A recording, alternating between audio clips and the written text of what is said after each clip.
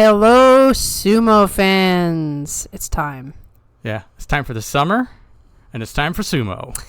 The warmest basho of the year, which for some people, they actually love, and some people actually hate. And I'm referring to the rikishi when I say that. Some just say, yeah, I feel loose and great, and some say, I'm sweating and I can't catch my breath. So it's always the wild card of the year. This is going to be a very exciting tournament because, well, for a lot of things. This is the first tournament that's in the new arena. So with actual air conditioning. Yes, there's the almost comedic fans and ice blocks, and everybody in the stand had those paper fans, and they're just fanning themselves, and everything was slippery. People would fall that normally are very sure-footed, so you couldn't really count on anybody to have a consistent tournament. Yeah. So, but now this is modern building. Just in time for the 2 Yokozuna. Yes. That's the other part that's going to be very exciting. We have 2 Yokozuna. It's the first time we've had 2 active Yokozuna in a few years. Yeah, and probably like 5. Probably be longer for both of them to be competing. Because what was happening is that when in the days of Hakuho and Kakuryu, they would sort of be alternating back and forth who was there. They were rarely ever together. And when they did usually end up facing each other and for the Yusho. Yes. That March one was a classic. March 2020 when there was no fans and Kakuryu took it, I'm pretty sure. I think that was his last one. Yeah. There was no fans to cheer that amazing match. But anyway, just a quick confession to make. After we did that Guess the Banzuke live stream, which was just the wildest live stream we've ever had, mix that with all the Hakuho stuff and, getting a new Yokozuna, I just took a break. I'm like, you know what? I'm powering down. I'm not looking at sumo. I'm not looking at work. I'm just taking a break. So I'm bringing myself into sumo again as we speak on this show. And we'll see where it takes us. All right. So let's start at the top with our senior Yokozuna by one tournament. Hoshoryu, Yokozuna 1 East. 12-3, which for the longest time, that was a Yusho. That's all you needed. It's very awesome to see that 12-3 was even second place. Yes. He was second place. 12-3 is just not good enough. So officially, we started the rivalry in the last tournament because Hoshoryu and Onosato fighting. Onosato's got the Yusho, but Hoshoryu takes the match just to show him, hey, I'm Yokozuna for a reason, but also I have your number. And if you want to be, Onosato will be coming into this brand new Yokozuna, going through all that stuff. Hoshoryu, he gets to sit back, chill. He's already done it. Yep. It's everything that's happened with Onosato will benefit Hoshoryu, because now he's not holding the mantle of Yokozuna by himself. Now he has a peak game powerful rival. It's the pairings of Yokozuna historically really bring out some really good sumo.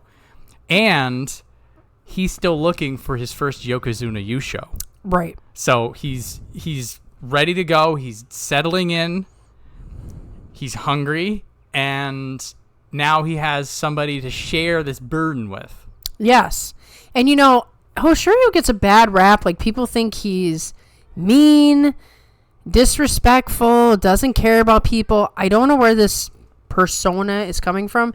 If you watch the behind the scenes videos, and there was one that I caught with him and Onosato, he's laughing, having a good time. He likes having a rivalry. He likes having another Yokozuna. He can relax and chill, and then when we get in the ring, it's a different story. He's also a Yokozuna who's played Smash Brothers. I know. He's so... Like, I have a soft spot in my heart for these guys who are playing video games and watching anime. It was part of why we love the Takekeisho Daisho thing. He's got to bring Onosato into the fold, It's training for Yokozuna. There is a unique bond because only 75, it's 75 now, right? Yes. Onosato, only 75 men in 100 year of sumo, 125, I don't remember what the anniversary is this year, have ever reached this rank out of thousands of people. It's not even 100 men out of thousands of people have gotten this elite rank. So they are now bound together for better or for worse. And it'll always be for better, I think. I think it'll be for better. And I think both of them and pretty much everybody in the sumo community will be looking forward to day 15 greatly, no matter what happens in the tournament. And this is, for me, this is what's pretty exciting. Yes.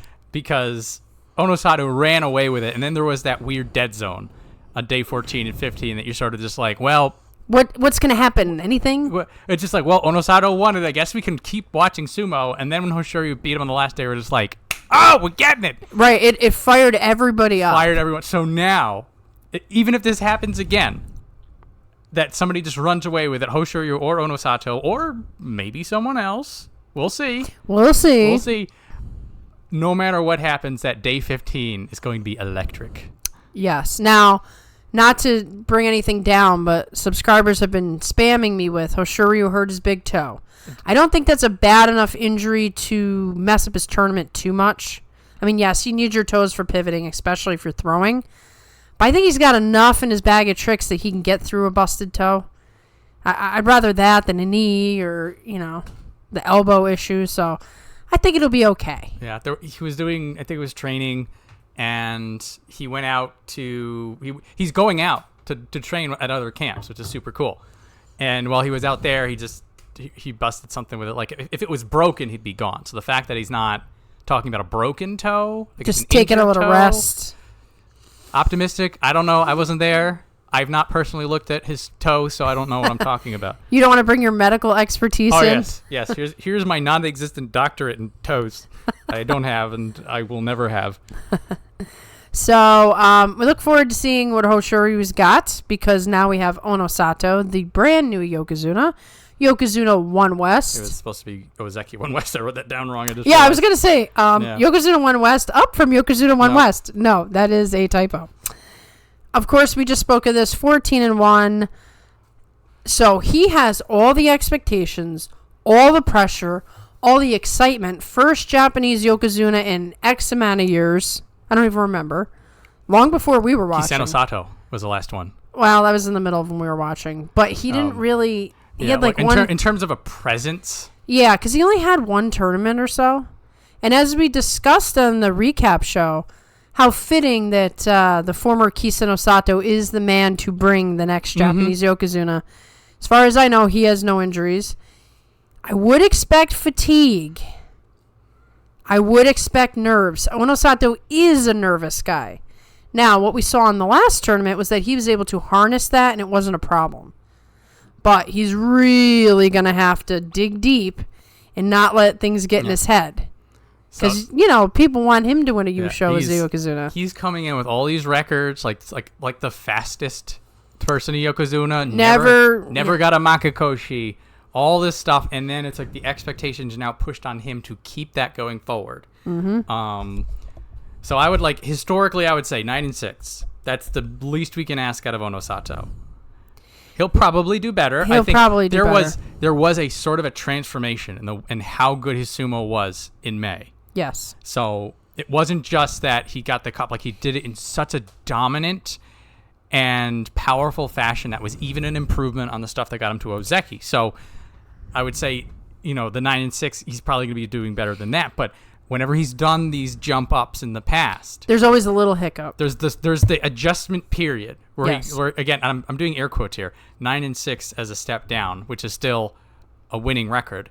Yeah, most guys could never dream of what he's done. Correct. He is primed and set up to be sort of a poster boy. Do you remember the day though when nobody was even paying attention to this guy, which was not that long ago? And now all of a sudden he has a massive amount of passionate fans.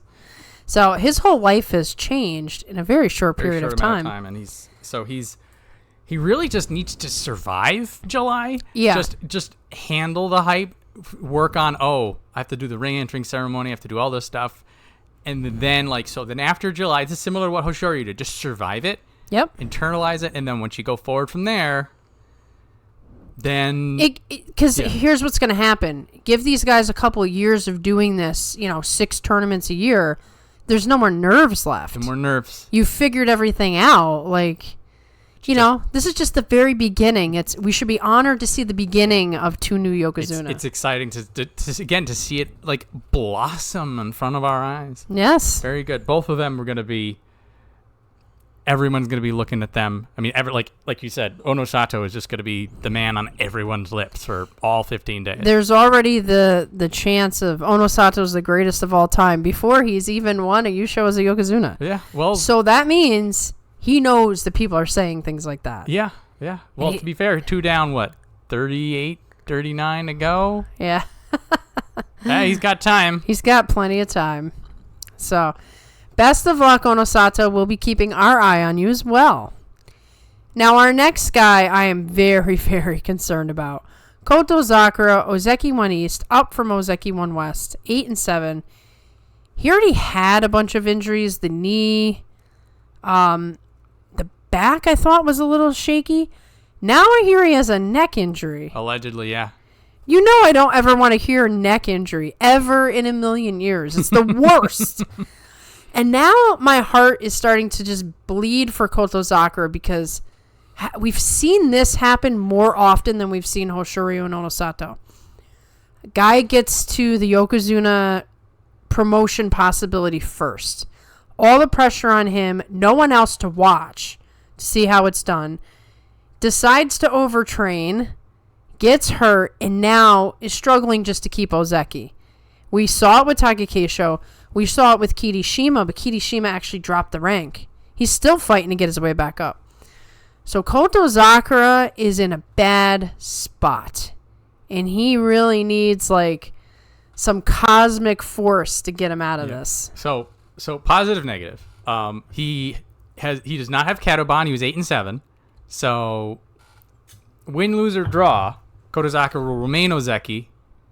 And so you have that cushion. That is sort of the mental fortifications for that. Also, again, everyone's looking at Onosato. Everybody's looking at Hoshoryu. And then people just skip over Ozeki, and then they look at the Sekiwake. Right. So, and we have said this before, it didn't seem to have that much of a success, but like he's in a blind spot. People are like, oh yeah, Koto Zakura's there. They kind of forgot about him. So even though he's so Ozeki, granted, Onosato's, is he Yokozuna Ozeki? Well, one or both of them are. Okay. So if Koto Zakura is able to fight through his injuries, there is a chance, like if he's in like in a really good spot, which it doesn't sound like he is, it would not be difficult for him to rack up 9, 10, 11 wins and then all of a sudden become a dark horse contender, which is weird to say about an Ozeki, but considering what our Yokozuna are, not unheard of.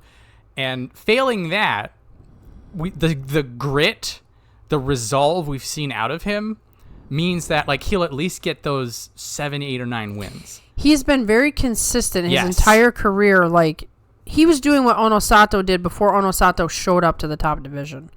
Like, he was constantly getting his 9 wins, 10 wins. He was the most consistent guy out of the crew. It's a shame to see what's happening, but I want to take some of your positive energy and say, if he can overcome the injury, that's the only issue he has. And even if Koto Zakura ends up losing and dumpstering, we are going to get some fun matches because there is a good 4, 5, 6 new people who have no idea how Ozeki's handled. Oshoma, Aonishiki, Onokatsu, Hakuoho. Welcome to Ozeki level sumo. Even if you're busted on one leg, Koto Zakura is not going to suffer them. No, he'll have enough tricks in his bag to at least make it interesting. Or Aonishiki gets through to him, you know? So it's gonna he's gonna be exciting. It's gonna be good matches to watch. Yeah. And so I share the concern for what could be considered a stunted growth, the Yokozuna that never was again. Like it could happen. I'm feeling that. But for July, for the here and now, stay in the present. Stay in the immediacy of, if he does well, he can run away with it. If he doesn't do all that well, at least we're going to see these tests of the new hot shots coming up. Yeah. And that's a big part of the Ozeki role, is to test the hot shots. Yep. The Yokozunas are supposed to smash them down. Yeah, well, That's the interesting thing. Like, for a Yokozuna, like, you're expected to beat everyone else. Everyone else. Like, again, like, the Ozeki are supposed to be in contention. Yeah. And then the Yokozuna are supposed to win. Yep. Different levels of pressure. So, you know, we don't like seeing an Ozeki with under 10 wins. We don't like our 8 and 7s, but if you do it, you look at it, you're just like, cleared cattle ban. You know? But then there's nobody else he's like, we'll get into it, but there's nobody else threatening per se to even join the ranks. So. That's not true. Well, yes, I did hear, like I said, I took a break, but then I heard rumblings about, 20 minutes before we started. So I'm like trying to process all this stuff. Well, what's interesting is that when we get to talking to Sekiwake, all 3 of them are making their cases. That's what I heard, and I was really surprised. Yeah. So we'll get into it immediately. But yes. For Kotozakura, yes, there's, even if he gets a 5 and 10, like, there'll be some interesting things that'll come out of this. Agreed. But then if he gets a 10 and 5, we'll feel a lot better about things. We breathe a sigh of relief. I want to get into our 3 Sanyaku here, our 3 Sekiwake. Opened up a 3rd spot for Wakatake Kage. Deserved. I was surprised, and I don't know if it's just because it just never seems like anybody's really on an Ozeki run anymore because they keep, dropping down, coming back up, or if it's that I've been so focused on the Yokozuna that I've lost count of how many wins these guys have had. Usually, I was obsessing about the newest Ozeki, but, lately it's all Yokozuna land. So, let's go to Daisho, who's been in this position many times at this point. He maintained his rank with his 10 and 5 because as Sekiwake won East, there's nowhere to go unless you make it to Ozeki with that whole, 33 wins? Yep. So for the numbers, Daisho needs 13 to 14 wins. So he basically, that your response says it all. And that, like, mathematically, he could become Ozeki this tournament. But he would need to have a stellar, one-of-a-kind, never-seen-before performance. Now, he has won the Yusho before, but that was a different time. That was a different time, and he's a little bit older. Realistically, he's going to get another 9 and 10 wins. He's going to absolutely smash. He's going to be great to watch, and there's going to be nothing that's going to unseat him from Sekiwake 1 East. So, but mathematically, he could. So what happens if he gets 11 wins this time? Would they give him another shot? Like, would they just say, okay, just get another 11 wins. You've put enough back-to-back that we'll give it to you. He's sitting on 19 right now. So 14 is going to be the magical 33. But if he does like a 13 and 2 and Yusho equivalent, again, with one Ozeki who's on shaky legs. That always matters. So this is the, like, if he's within range of the cup realistically. And again, at 13 wins out of Daisho, like, he doesn't. Let me just scroll down and I can't remember the last time. Tell me to stop when you see the number 13 on anything he's done. Has he ever gotten 13 wins in his career? You did. Here's a 12. That's pretty nice. Here's an 11. That's pretty nice. Okay. Here's his 13 4 years ago, and that was when he won the cup. Oh wow! I didn't even realize that. 13 and 2. That was pretty good. That's peak Daisho there. That's the thing. We need a peak Daisho that we have not seen in 4 years if he wants to win the cup and become Ozeki. So with new Yokozuna energy, he'll have to beat at least one of the other Yokozuna or win out all of his other matches. It's a tall order for him. If we had a video camera right now, you could see the various reactions I've had in this conversation. But it seems like a tall order. However, the fact that he keeps putting himself in the position to even be in the conversation is noteworthy. Yeah, it is a remote chance, but it is still a chance. And that's all you need. Yeah. I'm expecting a 9 and 6. He's going to crack some fools, and he's going to humble. He's going to have a couple off days. He'll slip. Somebody's going to take advantage, and he's still going to be solid Sekiwake, which that still makes me happy to see. I think he just needs to sit down with Takekeisho. They play a couple games, relax, come out there, peak Daisho. All right, well, best of luck. That is a tall order. But we now have Kirishima, whom you say also. So he had he had an 8-7 that turned into an 11-4. So he's in the same boat as Daisho that mathematically 13 or 14. Yeah, he needs a 13 and 14 wins. The bigger question for Kirishima though is whether that 11-4, which looked really damn good, and again 11-4 in the absolute killer environment where everybody was doing well up top. Yeah, he looked like an Ozeki, which, he was. He was once an Ozeki. It was the return of Kirishima in a way. But we don't know if he's like Takayasu. Like, great tournament because he was feeling good. Next tournament, wow, I really beat myself up, and now I need another tournament to heal. This is what we're going to learn in July. Because if he can do another 10, 11 wins, then he's setting himself up in September and has the back-to-back really good showings, which can give us some sort of a confidence. If it's at like an 8, 9 wins or even a Makuuchi, then it really is sort of a Takayasu situation that he's only going to be as good as his injuries allow. And what I'm taking out of this as well, similar to Takayasu, is that like the Ozeki is still in there. It's just a matter of how well you can extract it. Yes. And the thing is, Kirishima, beat Daisho many, many times. I feel like non-injured Kirishima is a better candidate for Ozeki than Daisho. I feel like there's a better precedence for Kirishima to run away with, especially because he already had it. And I know that counts, man. If they can give it to him again, they will, because he was already there. He's already proven he can be Ozeki. It's just a matter of, you got to play the game. Yeah. So like I think like even if it's 12 wins, again, like if you're touching the cup, they might. They might. But once again, we have another tall order here. We have brand new Yokozuna. Both are brand new Yokozunas. And we have Kotozakura, who needs to prove himself. It is going to be a battle for every single person on this list. So anybody shooting for big goals like Ozeki better watch out that they don't get crushed. Yeah. So realistically, again, we just want to see the pattern for Kirishima. Whether or not he gets the cup, like if he gets another 10, 11 wins, we're like, oh, he's still here. Right. That's the win. And once again, it's strictly due to injuries, so we just got to see what kind of condition he's in.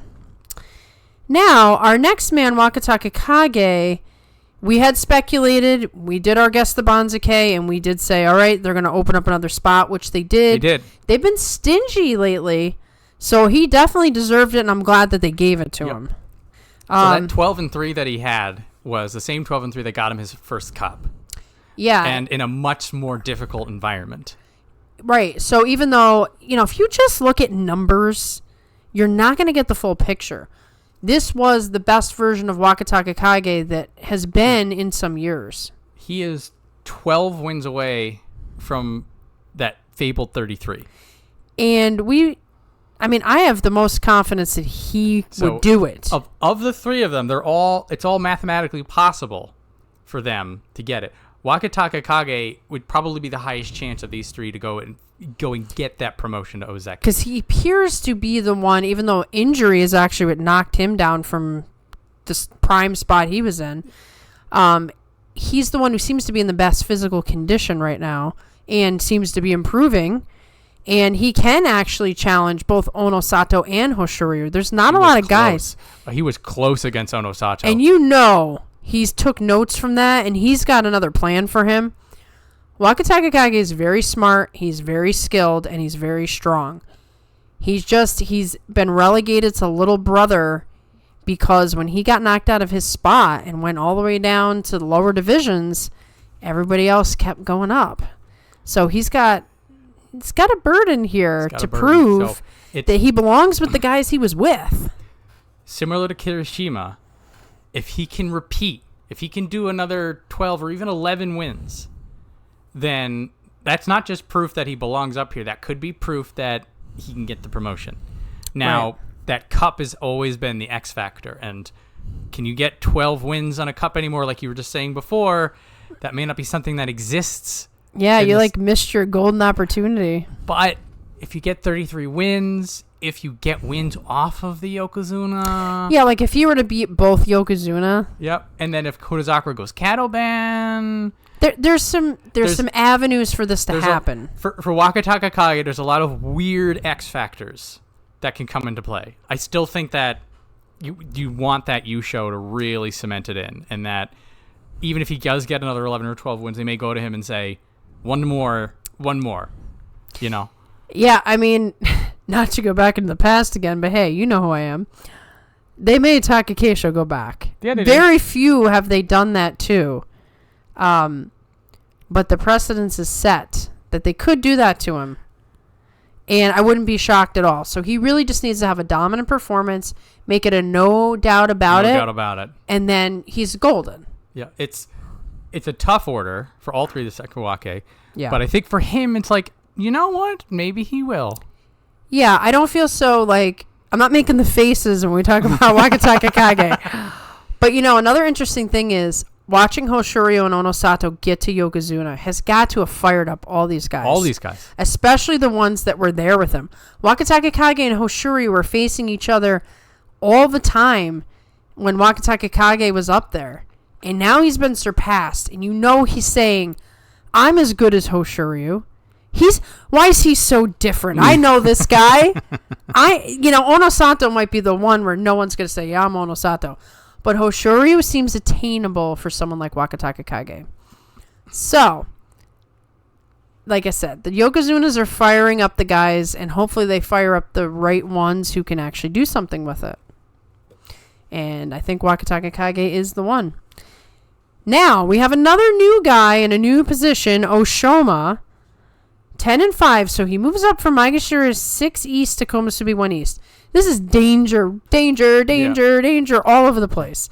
There's already the Sanyaku curse, and he got this giant jump up because of some slack in Maegashira. I was thinking about this when I was writing out our notes about how everybody wants these opportunities. That if you're up here, if you have trained and just destroyed everything in your path to get to the top division, the one thing in your mind is that I want to fight the best. I want to be up there and get at everybody. For Oshoma, wish granted, a little early perhaps, but he got it. Yeah, so he can at least always be Sanyaku Oshoma. Yes. This is a very big deal for some people who may stay in Juryo their whole careers at the best. You have touched Sanyaku, but you may have a very hard time, okay? Yeah. So, yeah, meeting the best means getting beat by the best. Yeah, the odds are probably stacked against Oshoma more than they are against anyone else in this Banzuke. I almost feel a little bad for him. I'm not going to say we're watching an execution. I will give him the puncher's chance to get at least a couple wins off of these guys. But it really does. Whew. You look at him and you're like, good luck, man. We do have the X factor of, fighting in the heat does impact people. Like, even if you're in an air-conditioned building, they're training outside, okay? They're sweating a lot. Some of these guys might end up getting dehydrated. Hopefully not, but, he could take advantage of some uncharacteristic things, perhaps. Maybe. But you would hope that the elite would not be the ones who'd be impacted by that. Yeah, he's gonna be up against the wall. It's gonna. I honestly, I feel bad for most of the guys on the list. He's gonna have a time of it. I don't know. Well, he could surprise us. I will leave myself open to surprise. I will put it that way. Yeah, it's just when you've watched sumo as long as we have, you notice patterns, and he's in the danger pattern. Yeah, it's like all the tea leaves are turning out bad for him. Yeah. So He earned the spot. He showed strong sumo, and now he's been given his prize. Yes. Congratulations. Congratulations. Get some ice packs. Okay. Now this is the surprise of the Banzuke. I want to go into this a little bit. Takayasu, Komusubi 1 West. It was Komusubi 1 East. Oh, okay. He was Komusubi 1 East. Now he's Komusubi 1 West, 6-9. A Sanyaku hold on a 6-9. That is, I think it's historic. I don't think it's ever happened in the last number of decades. Like the numbers people will tell us the specifics, but like this is not something that happens. For all the people that talk about how sumo never changes and blah, blah, blah, blah. How many times have we said in the last couple of years, well, this is the first time they've ever done that. There's an air of stuff going on. So the choice of let career badass former Ozeki crowd favorite Takayasu keep the Komusubi 1 West versus Ao Nishiki, who was an 11-4 at M9. Like, if you look at it from that angle, it doesn't seem so odd. It's not as crazy. It's still, though, 6-9 and holding your rank in Sanyaku feels weird. But honestly, there was nobody. They had to make a weird choice no matter what. Weird choice no matter what. There was, in their minds, there was nobody to replace him. Because honestly, let's look at this from a different angle here. Ao Nishiki should rise properly because we don't want anything to happen to him. So, yeah, let him be Maegashira 1 from a 9. That's already a gigantic Already leap. A pole vault. Okay? And give the guy some time because he's going to get to fight all the top guys. Yeah. And Takayasu's been doing this forever and was Ozeki, so... So if Takayasu sort of will have these ebbs and flows, like he'll have bad tournaments and good tournaments and stuff like that, what this could mean for like the long term is that he's in Sanyaku, so any Kachikoshi from here, he gets to store in the bank for Ozeki. This is blind, sheer optimism, completely devoid of any facts or rationality. But a type of optimism that I can only expect from you, John. This is the spin I'm putting on this. Because like if he was down at M1, he started doing well. Like sometimes they'll grant it to you at M1, but they'll definitely give it to you at Komusubi. Right. And I'm sure that was part of the rationale. Potentially. Now, he still needs to get 33 wins, which... How? Rough day. Rough time. If Takayasu was fighting in prime condition, where he's basically still an Ozeki, I can see him at least getting 8 wins. And then anything more than that would just be fun. I have a hard time believing that Takayasu... Like, if he gets 8 wins, we can be happy. Yeah. It just seems like, we've already talked about these guys who are in way better shape than him. He's got every other tournament. He's hurt. He's up there in age. He lost Ozeki a long time ago.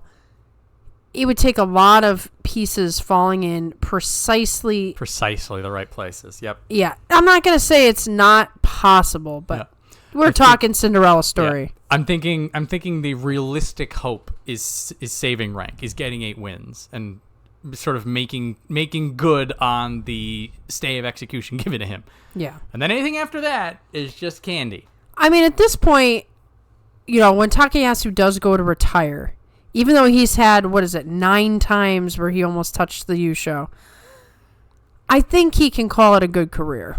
A stellar career. Yeah. I mean, guys would do anything to have the career he had, even though he didn't get what he wanted. So I think everything with him is bonus. Let him have his 6-9 Sanyaku hold. I don't know if there's many other people who could have done what he did. No. To pick himself up like that. And 9 then to times. Continue to perform well. Even though he's just a little bit older and a little bit more hurt each time he does it. Yeah, he's an incredible person. Whatever you want to say, Takayasu's already had a great career. He sure has. So, now we move on to the man we were just speaking of, Ao Nishiki, the new greatest hope for sumo. He gets the giant pole vault from Maegashira 9 East to Maegashira 1 East with that 11-4. Okay, so at 9, you don't get all the top guys. He did get a glimpse of the top guys because of the position he put himself in. Yes. But now it's guaranteed. Yes. And like you just said earlier, when you dream of being in the top division, you dream of fighting the best. And the best kind of kicked him around a little bit last time. He held his own, but he learned some stuff about how different the competition is when you get that high up. In a way, he sort of had that experience. Now, Oshoma did as well. That they threw him to Hoshuri a little while back, and he had a sort of a similar pattern of he was doing a little too well for his own good, so they threw him up at the top to put him in line. But that being said, Ao Nishiki is also somebody who you can tell is learning every second of every day. You can tell watching him that he is like He really is the real deal. There's always the people that you get a little excited about, and yeah, they're gonna do it. It's like you look at him and you're like, he's just he's elite already. It is going to be fascinating. I had a similar feeling when we were watching Wakataka Kage climb back up. Yeah, that we were almost sort of like, can we just hurry this along? Yeah, like we're wasting time down here. We know he's going to do fine at M10. It's Right. Wakataka Kage. Come on, get him up there. We want to see this. Like, I'm getting that same sensation from Aonisuke. I'm just like, okay, good. Now he's going to fight the Sanyaku. Now he's going to fight the Ozeki. Now he's going to fight the Yokozuna. It's like, these are the fights that we want him to do. Can you check his age real quick? Because I want to make a point, and I don't want to be stupid if his age is not what I think it is. 2004, he is 21. Okay, that's what I thought. Okay, now 25 and 26 are not old.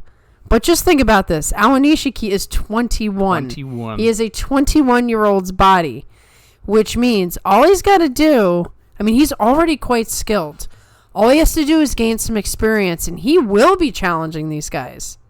As long as he stays healthy, knock on wood, I don't think it's going to be that long before Aonishiki is up there with everybody else. Could be. I don't know about Yokozuna. I'm not going to propel that high, but Ozeki, I already see him as capable of that. He can at least challenge for it in 2025. Yeah. I think that's possible here. So, something for Aonishiki, and then for basically the top two in Megashira. They all have they're going to have a similar challenge put before them, which is that we have all these killers that we just finished talking about up here. 1, 2, 3, 4, 5, 6. And this has ended up what happened to be the bane of Wakamoto Oho and Abi's existence, is that you need to get some wins out of that chunk. Mm-hmm. And now we do have Oshoma and Takayasu, who now they don't want to lose their rank. But they're not the 6. So then we're also looking at, we have 4 people going after, at most, 2 slots. Yeah.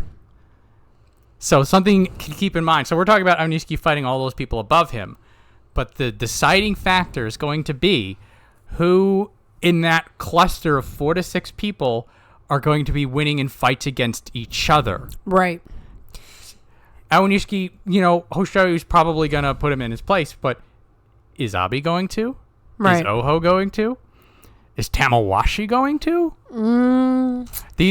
Puts a little bit of doubt in your head. It's interesting, and it also shows how this new Banzuke, the new world of sumo that we find ourselves in, is so exciting that we're like 10, 11 people down, and there is still very powerful, dynamic, exciting sumo matches to look forward to for big and immediate cool stuff going on. So I think that Aonishiki is going to get beat up a little bit, and I don't necessarily mean like he's going to lose or win. I just think that they're going to rough him up because they know he's the newest guy, and they're going to put him through it. I mean, it's a long 15 days up there. It's exciting though. It is exciting. The experience he'll get, win or lose. I think this is going to be the edge that Aonishiki will have. It's just like, even if he ends up getting that 5 and 10, that 6 and 9 or worse, it's like, every single time he's going to download it. He's going to analyze it. You can only know how to fight these guys by fighting them first. Yes. So no matter what happens, he's got to do this. It's the rite of passage, and we are looking forward to it. I'm excited. I'm very excited. Good luck, Aonishiki. Now we have brother Wakamoto Haru.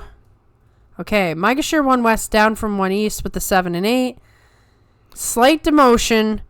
Basically going to have the same competition. Yes. Maybe he can turn the fortunes around to an 8 and 7. This is where it's sort of, you need to get that extra win out of somewhere. He's fighting the same people. It's like a do-over. Good news for him is if he can get that 8-7, that 9 and 6, he's back in it. Yeah. But where are you going to get those extra 2 wins from when you were 7 and 8? Well, this is where you have to exploit something. Now, this is what's tricky, right? We keep talking about the 6. We know the Hoshoryu is going to drop at least 1 to somebody he shouldn't. Possibly 2, possibly 3. He had that 12 and 3. He dropped the... Who did he drop to? We need to see who he dropped to. Abi, So Abi's one of the... Oho, and then Kirishima. This was a good match. So we'll just say 2 in this particular case. So who is going to be the 2 that take one from Hoshoryu that shouldn't? Yeah. Outside of the Sanyaku. So this is, again, what Wakamoto Haru, and by a larger extension, these groups of people need to look at. So for Wakamoto Haru specifically, it does boil down to him being able to get his brand of sumo going. Yeah. He's had a lot of issues with his feet, and he's, a thrower. He needs the pivot. Hopefully he's had some time. Maybe the heat actually is good in this case for some injuries. You're not going to lock up as much. So, there's some opening there. It's a very, it's a very slim opening. Slim opening. But it's there for somebody to take. And maybe Onosato drops to 2 people he shouldn't. So think about that. We're talking about the Murderer's Row. But if they each drop to 2 different people who they shouldn't lose to, that's 4 possible wins out there.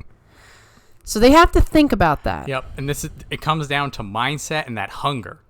Right. It's like if we are having these 4 to 6 wins, Daiso's going to slip off somebody, right? Yep. Kirishima is going to have the bad game plan one day.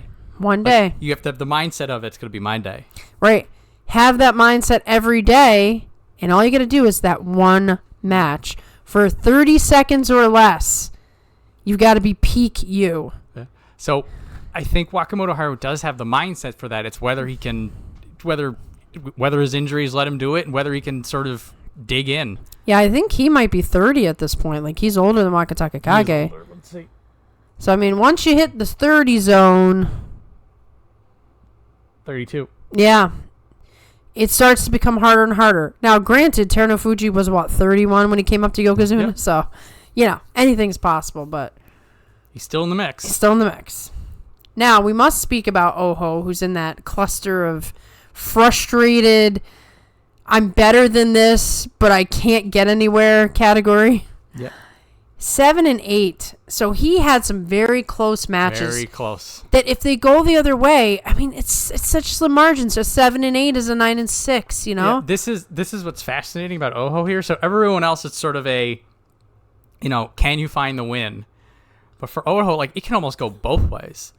So if he keeps his win against Hoshoryu, if he keeps his win against Kotozakura, and then he knocks over a few other people, that's a 10 and 5. Right. He can get a special prize from where he is. Alternatively, if the luck goes against him, if he ends up getting the losing side of some mono-e's, then that's a 5 and 10. It is. He is a weird enigma right now because of how close his matches are.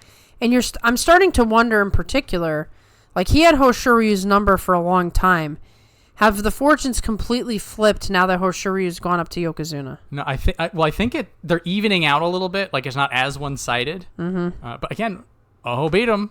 Yeah. Last tournament. So he could be one of the ones to take a win. He could be. I mean, Hoshoryu's going to really want that back. Right. Which makes for fun sumo. It sure does. Makes for fun sumo. So Oho is going to be an interesting hinge because if he ends up running away with it, then he's going to fill out one of those slots, and then everybody else is going to be fighting for the other one. Right. But if fortunes go against him, then he's going to have a longer road to get back. Right. And the only way we're going to know what kind of shape he's in is when he starts fighting. For the longest time, he was the 21-year-old kid, and now he's 25, I think. Yeah, well, it took him so long to get up here. Yeah, it was... Yeah, he's 25. Now, yeah, the struggle that this man, it hurts to think about the talent that's not coming to fruition. Yeah. He did make it through the other side before. He did. We were mad at him at M10. Yeah. Before. We were like, come on, you're better than this. We've seen you do better than this. And now he's 7 and 8 at M2. We're like, okay. You're there, but now you're there in one of the most fierce sumo environments we've had in several years. He's one of the few legacy kids that's not anywhere close to the top. And that must bug him at least a little bit that, he wants to be there too. So, July's his opportunity. Yep. He's touched Sanyaku once. Now, if you're speaking about enigmas, this is the guy for you. Abi, Maegashira 2 West. Another interesting one. Down from Maegashira 2 East with the 7 and 8. So, once again, close to Kachikoshi. Going to have the same competition again. But man, is Abi just so confusing. Yeah. He was the one who went 7 and 7 going into the last day. And if he had gotten the 8 and 7, this whole weirdness with the sign gets fixed. And he's just like, nah. Nah. You know, he's the Lord of Chaos abides. Exactly. He just had to throw everything into chaos because that's what thrills him. But honestly, you know, you can say a lot for different wrestlers, like just change this, or if you get healthy, or blah blah blah. But yep. Yeah, but I don't know what you'd say. I don't know what I would say about him. He's just, his most consistent trait is his inconsistency. I'm not trying to be cliche when I say that. It's really the truth. So we're looking for patterns in all these things. And for the longest time, whenever Abi went into fell out of Sanyaku, he'd always come back. So this is the first time that's not happened. It almost did, but it didn't. Right. We thought he was going to pull it off. We thought he was going to pull it back out. And cause, like right here. Falls out of Sekiwake and then 11 and 4. Outstanding performance. Back in you go. And so like this is the first time in a while that he's not immediately rebounded. So in here, like if he's able to turn it around, like even if he doesn't get back into Sanyaku, like if it's just an 8 and 7, maybe he's not going to be able to get there. So like, okay, this is some bad vibes in the air for me. He gets another Makuuchi at basically the same rank. Now we have a disturbing pattern. That's a lot more telling that maybe the competition is finally just too good for him. Started to squeeze him out, and you know he's been here for a while. 31. Yeah. So, like I said, once you hit the 30, you really just have to. You really got to gut it out. You've got to use your veteran sense, and yeah, this is Abi's chance to at least prove he's got it going on. Yeah. So we will not try to predict what he's going to do. We'll just say good luck. All right. Ono Katsu. Now here's another jump. We had some massive jumps here. There was this wasteland of Makuuchi that made this necessary. That made this, yeah. So people who did well, reasonably well, got a massive promotion. This is actually mathematically sound because he went up 5 ranks. Right. Because he had a 10 and 5. Yeah, but at the same time, if things were a little better, he might not have gotten all 5 of those ranks. And I'm not necessarily feeling the vibe that he's ready. Well, he is in a place where he's definitely going to hit those challenges. He's in the top 5, and for up and coming people, like they'll hit the top 5 and you sort of fall down, and then you get a little higher, and then you touch Sanyaku, you fall down. Like that's the pattern. If we're following the pattern, so I would agree, at least particularly with the way this is so competitive right now. He's gonna get thrashed around a little bit. He may get a couple of breaks, unlike Aonishiki, who's just gonna get absolutely everything. Mm-hmm. But it is going to be interesting to see how well his brand of sumo fares against the best of the best. Because we've seen it against people a little bit lower down, and we're like, he's getting really better. He's shoring everything up. He's hardening. He's looking really good. Like now we get the real approval. Right. And, you know, looking at the positive, the only way for you to get better is to fight the best. Yes. You just hope that you don't get so crushed by them that you lose your confidence or try to change things. I'm not necessarily saying that's going to happen to him. I think it could happen to the other guy. Yeah. I think he'll be steady, but I think he's in over his head. Yeah. M3 sort of they both have a sort of a similar vibe in that they're up a little high. Their skills will now be tested. Right. And there may not be a big confidence in them succeeding, but sort of where they succeed and where it doesn't is going to be something for them to take back. Right. There'll be some top guy that they fight and beat that they're like, wow, I'm really good at X. That worked. but then there might be 3 guys that thrash him. So, yeah. You're looking for your strengths at this point. I am optimistic for Onokatsu's future. I still think he's a complete badass, and this is just part of that process. Like, there are some people like Koto Echo sort of like couldn't quite breach out. Yeah. For somebody like Onokatsu, I think win or lose, this will be a good experience for him. Agreed. But I do not think that for our next guy, Kimbozan. 10-5. This is a career high rank. He went from Maegashira 8 West to Maegashira 3 West. So both of them had they sort of had the same rank, and they just sort of locked arms and went up together. Plopped them together. So Kimbozan is a very confusing person because he has shown us these moments. Kimbozan, he's shown us some moments of, greatness, good tournaments, and then he's shown us like falling apart, frustrated. Like you can see his frustration in the ring. You hear the stories of him flipping out in the back. It's like he's just a very passionate guy in a sport where a lot of guys are stoic. They might be feeling the turmoil, but it doesn't show. I don't know if that's the factor, but I don't have the faith in him that he can handle this pressure yet. So M5, I believe, was his previous best, and every time he's gotten that high, it's been double-digit losses. Like you just can't climb over that. And like you said, it's like when he's fighting, sometimes it almost like it's not, he's not even fighting at his best. He's in his own head. He's angry. Things aren't working out. Sometimes he's just clean beaten. But for him, almost avoiding double-digit losses would be the win, even if it's a 6-9. Right. I don't know that he would go in with that mindset. Know. And this is sort of where it gets into almost a frustrating thing for him as a fan of him, because like it feels like nothing short of a Kachikoshi is going to make him happy, but we don't.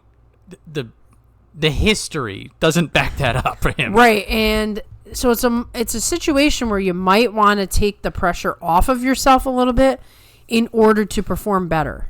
Yeah. So the one thing he does have going for him is that the power is back and it is strong. So if he can really leverage that and like start smoking people that maybe he wasn't able to before, and then all of the improvements he's just been doing passively over time, like there is an avenue to success. It's just very narrow. It's like a Daisho Yusho. It's like right. It's there. It's there, but he's really got to focus. And I'm not saying he's not a focused fighter, but like I said, if you see if I see the emotion on the ring, then you must be exploding with frustration. Yep. It is really just a matter of just elevating yourself past your own expectations, and it's super tough to do when you're not getting smashed in the face by 350 pounds of muscle. Like it probably gets a little frustrating when you get pounded into the ground enough times. So I'm not criticizing. I'm just saying this is what baby steps maybe. Like this is the problem he's facing. It's a tough one. It is. Like you said, this is the toughest group of wrestlers we've had in some time. Terunofuji would say of many time. There's a lot of real tough guys in here that if their fortunes change just a little bit, they could be at the top. So it's a question of whether Kimbozan is one of them or not. Yeah. I'm not a believer yet, but I'm open to the idea that he could somehow make this all work. Now, the next man I have been a fan of for a very long time, but I've had to wait patiently for things to start to go in the right direction, and that would be Haku Oho. 8-7, and he gets that jump from Maegashira 7 East to Maegashira 4 East because of the need to fill the vacuum. It's not the worst, though. I mean, that's not the worst promotion. I think he can handle Maegashira 4 East, but he's now the top-ranked Isegahama guy. Such a weird sentence. That's a weird sentence. First of all, his name is Haku Oho. Let's just let that settle out in the air.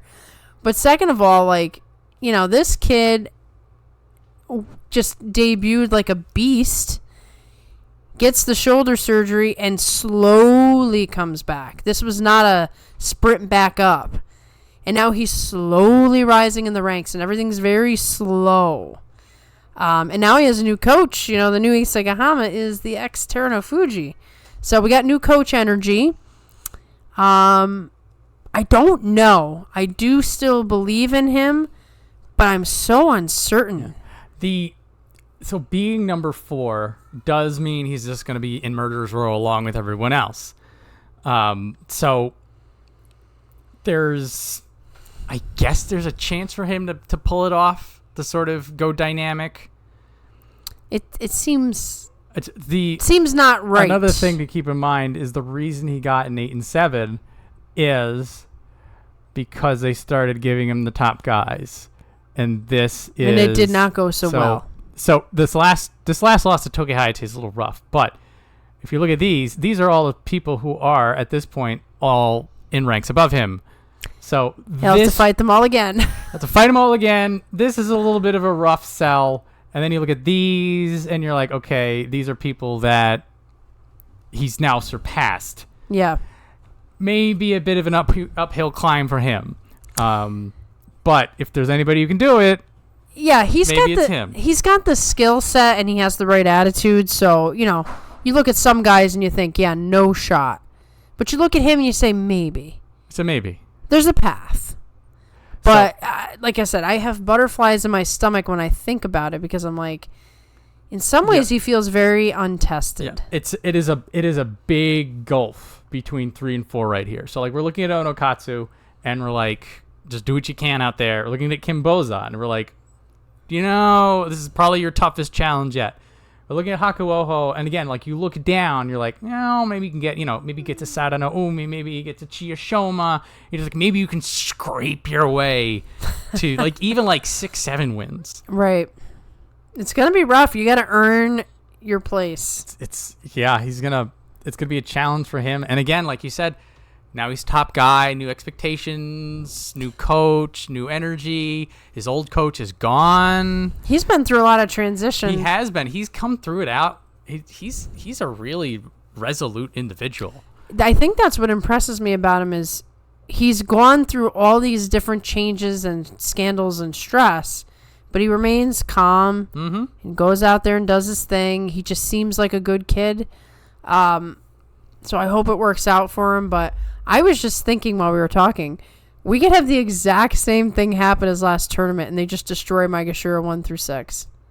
He might, and this is what I said about these guys needing to fight each other for the Sanyaku slot. Yeah. Like, if he can get wins off of Onokatsu and Kim Bozan, and maybe Wakamoto Haru has a bad day. I don't know. Like, you just don't know. Him getting a win off of Kotozakura, not that likely. Not feeling that. Not feeling that, but get a win off of Hiroda Umi, get a win off of Tamawashi. Yeah. It seems realistic. Not that we're piling on Tamawashi or anything, but the man will be 41 this year, so, Tamawashi, don't count him out. Maybe we should talk about him. Let's talk about him. He's right there. He's waiting to be discussed. Tamawashi, Maegashira 4 West, down for Maegashira 3 East with a 6 and 9. Another example of tiny little demotion. Chaos dictated it. Tamawashi is still hanging in there, though. You look at Nishikigi and you look at Sadano Umi and you think, they're losing a step. I'm sure Tamawashi's lost a lot of steps, but every time he wins, you're like, I guess he's just going to keep doing it. Something to keep in mind about this 6 and 9 is that almost every single match in May was exciting, win or lose for Tamawashi. He was in it. Now, first off, you lose 9. That's a Makukoshi. Sorry, you got to go down. And there are a couple of matches he was just, it was exciting for the wrong reasons for Tamawashi. Right. But it's just the fact that he's keeping that level of energy, he's keeping the power, means that he's going to have a good chance of at least another 6 and 9, maybe a 7 and 8, maybe even something a little better. And win, lose, or draw, it's going to be fun to watch him. So who cares about ranks? And he'll end up making some other new record every time he fights. Every time he steps into the ring, he's extending his own records. And I think later this year, there are a couple of other bigger milestones he's coming up on. I forgot what they are. Well, I mean, my goodness. I don't know the details now. I don't know when to find them. Maybe someone can put it in the comments section. What's the oldest you could be at these ranks. Like, what's the record there? When he turns 41, like, that's going to be... Even Hakuho looks at him like, man. Because Hakuho retired at 35. Everyone's impressed. There's nobody on this list who's like, man, Tamawashi, he's awesome. Even the coaches say it. They're like, this guy could fight till 50. I've heard that said so many times. One of the things about him is he's adjusted his style to fit what he can do. He's still using his style of sumo, but a version that isn't as taxing. He's very focused on keeping himself injury-free, and that's the key. So I don't know what he's going to do up here, but you can't count him out. You can guess that, he's probably not getting a 10-5, but who knows? Who knows? Him getting an 8-7 is not the craziest thing that can happen. No, definitely not an 8-7. So good luck. We're going to be having a good time every time you're out there. We're going to have fun with Tamawashi no matter what happens. Oh, yeah. He'll make it good. It's going to be good times. I do believe our next gentleman is capable of such. Hiraumi, down from Maegashira 3 West to Maegashira 5 East, 6-9. I don't know what to say about him because we know what he's capable of, but we also have seen the struggling moments, and now he seems to be in another one of them. If we were talking baseball, we call it a slump. He's down into, 5. So he will hit some of the top guys, but not all of them.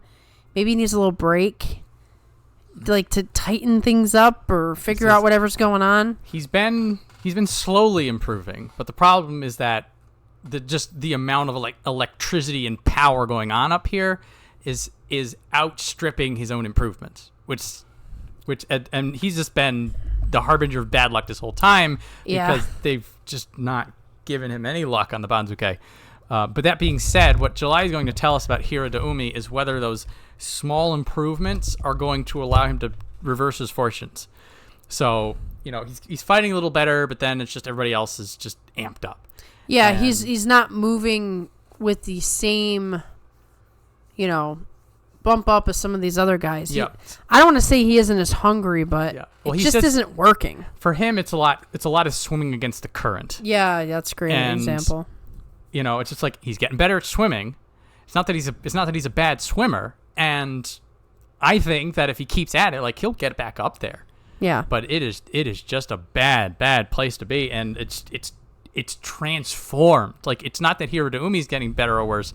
It's that everything around him is changing. I was saying this about Miyu when he was sort of in that will he won't he pattern.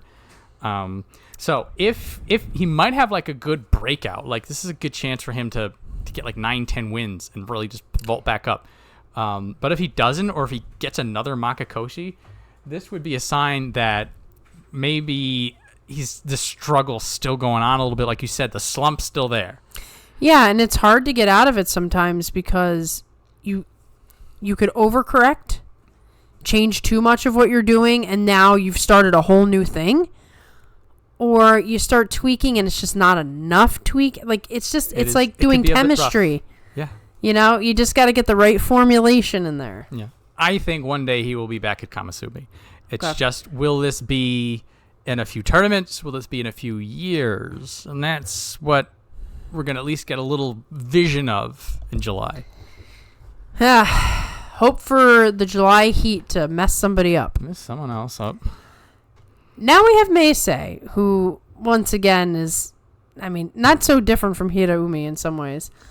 He gets a giant bump. I don't know. Maybe it's not giant, but it seems giant. It's pretty giant. Yeah, 10 East to 5 West for a 9-6. That's a big one.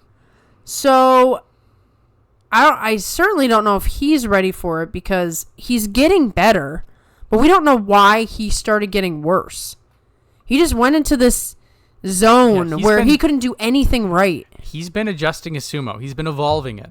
He realized that his old style wasn't really working for him anymore. He was floundering for a bit. He had some injury issues. But what built his success nowadays is a little bit more bulldozering, which wasn't really what he was known for back in his Sekiwake days. Right. He was a lot more speed and power, not just driving people out. Now I love seeing him up here. I think that going from 10 to 5 is a little bit too much. Yeah, we're talking a whole other tier of competition here. So that being said, if he can find a higher gear, if he can just pivot and thrive, like, it's not out of the question for him to do that. I mean, he trains with Hoshoryu, so you would think that, I mean, that might be part of where the strength is coming in, having to fight that guy all the time. Yeah. If so, towards that end, now at M5 West, he was sort of out of range, but he does get a bye on Hoshoryu. Right. Maybe it comes in, maybe it doesn't. Yeah, I think we're going to have to put a big question mark on Meisei because it's a bit of a question mark. Like, I would love for him to at least get an 8 and 7, and it is refreshing to see him this high up because, like, it's been a while. It's where I feel comfortable seeing Meisei. Yeah, it has been upsetting to see him get these terrible records low down. You expect to see that later in a guy's career. He doesn't seem like he's old enough to be having this sort of problem.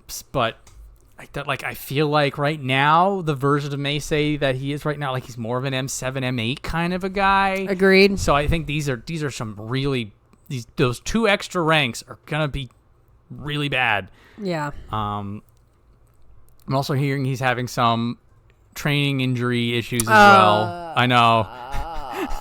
No. Maria just her head went back and a look of upset defeat came over her. It's you know how it is. It's just training camp rumors. And it is what it is. And sumo is a violent sport, and we're gonna get beat up. Yeah. I don't care. Yeah. Maybe it boils down to there's a few days that he doesn't train, and then it takes until day 4 to really tear it out.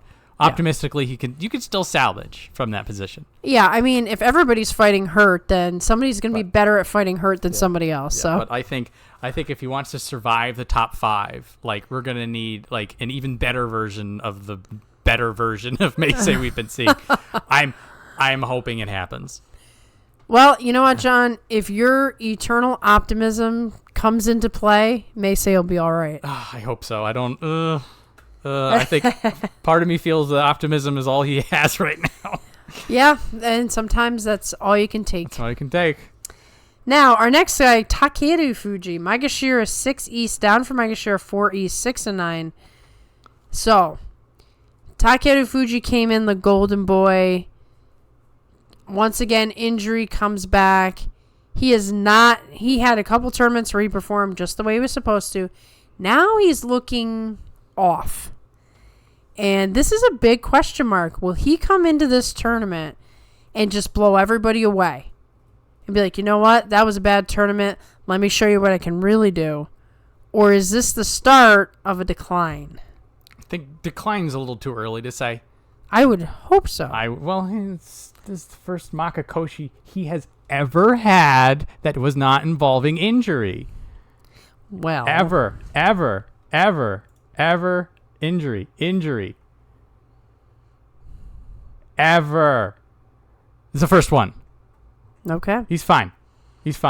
I'm so happy that I can now be a Takeru Fuji fan because now that he's got the Makuuchi and all the fake people are gone. Right. Now you could I'm a real one, guys. I'm with him. That's right. That's how you weed these fakes out, man. That's what you do. So they're all on the different train now. We'll just say that. They're all Onosato fans now. It's fine. Good pick, by the way. Now, to your point, this could be a Koto Shoho situation that there are some people that once you hit that wall, it changes you. Right. You can't climb it again. And then your head is like, I thought I was immortal, and now I'm not. It's like, I don't get that impression out of him, and I'll tell you why. Because when he got that crazy record-breaking U-show once in 100 years on a broken ankle. Yep. Now, to be fair, he did have the story of Terunofuji walks up to him and be like, just do it.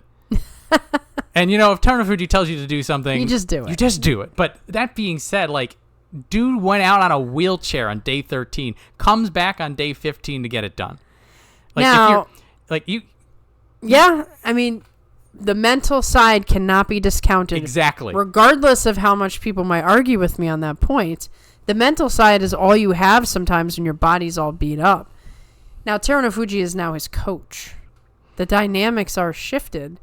And I know, I've just got a strong feeling that Terunofuji is riding his ass. Like, I know what you can do, so do it. So, I'm hoping that lower rank, and maybe that, because also there are some people, like Frieza. We'll go back to Dragon Ball Z. There we go. It's like, the whole plot of the Resurrection F movie is that he never had to train because he was always just so good. Mm-hmm. And then he's like, oh, maybe if I try training, I'll be even better. Not to say that Terunofuji isn't, but like sometimes you do. Like that defeat. Yes. Like it really just dials everything up. He's like, oh, I've got to dig deep for this. Okay, I've got a shovel. Right, I can do it. So this is the flip side to Koto Shoho, who just seemed to fall apart. He also had injuries and all sorts of other bad stuff happen to him. But like this is what we're gonna find out one way or the other. Is it, is he gonna find the extra gear? Is he gonna grit in and is he just start smashing people into the stands again, or is there gonna be another off tournament? In which case, then you're like, okay, some of that you need to go back to the drawing board a little bit. Right, and we just don't know until we see July, because we always talk about 2 tournaments as a pattern, right? Yep. And let me just say on Resurrection F, you know what I'm thinking. He got robbed. He got robbed. I watched it in the theater, and I literally like fell out of the seat in a puddle. Like, really? That's a sore spot, John. I love how when you brought that up, I knew exactly why you were mad about Resurrection. I'm like, he had to go there. There's a couple of topics that will get me every time, and that's one of them. So kudos to you, John. This is going to be I might get fired up for the next half of this preview show. Good news for Gotoyama, I guess. But yeah, so this is a question I need answered for Terunofuji, one way or the other, even if it ends up hurting me. I need to know. You are probably correct. So when I throw out there that I think, is there a slump? I don't feel it either. I feel like he's got too much tenacity in him, but I got to throw it out there as a possibility. This is the question that he will answer in front of us. Yes, and then just take care of it. Yeah. Now, Gonoyama, since I'm fired up, I'm smack you a little bit, okay? What's wrong with you, dude? You just had to bring up Resurrection F. Okay, Gonoyama, 4-11. He gets quite spared, honestly. He goes down from 2 West to only 6 West on that 4-11. Gonoyama, he's risking becoming Chio Tairyu. Very strong Tachiai, but then what? And if everybody knows that you have a strong Tachiai, they either want to take it because they want to feel it and they can just reverse it, or they can sidestep you. Some of these guys. We know that, I'm not saying he should do this, but we know he can do the belt. I do think there needs to be some adjustment or some plan, because it's not working. He just keeps sliding down. Yeah. Him, Hiradoumi, and Tobizaru have a similar story going on here, and that they've been smashed out. Mm-hmm. The top 5 are like, you are not welcome here.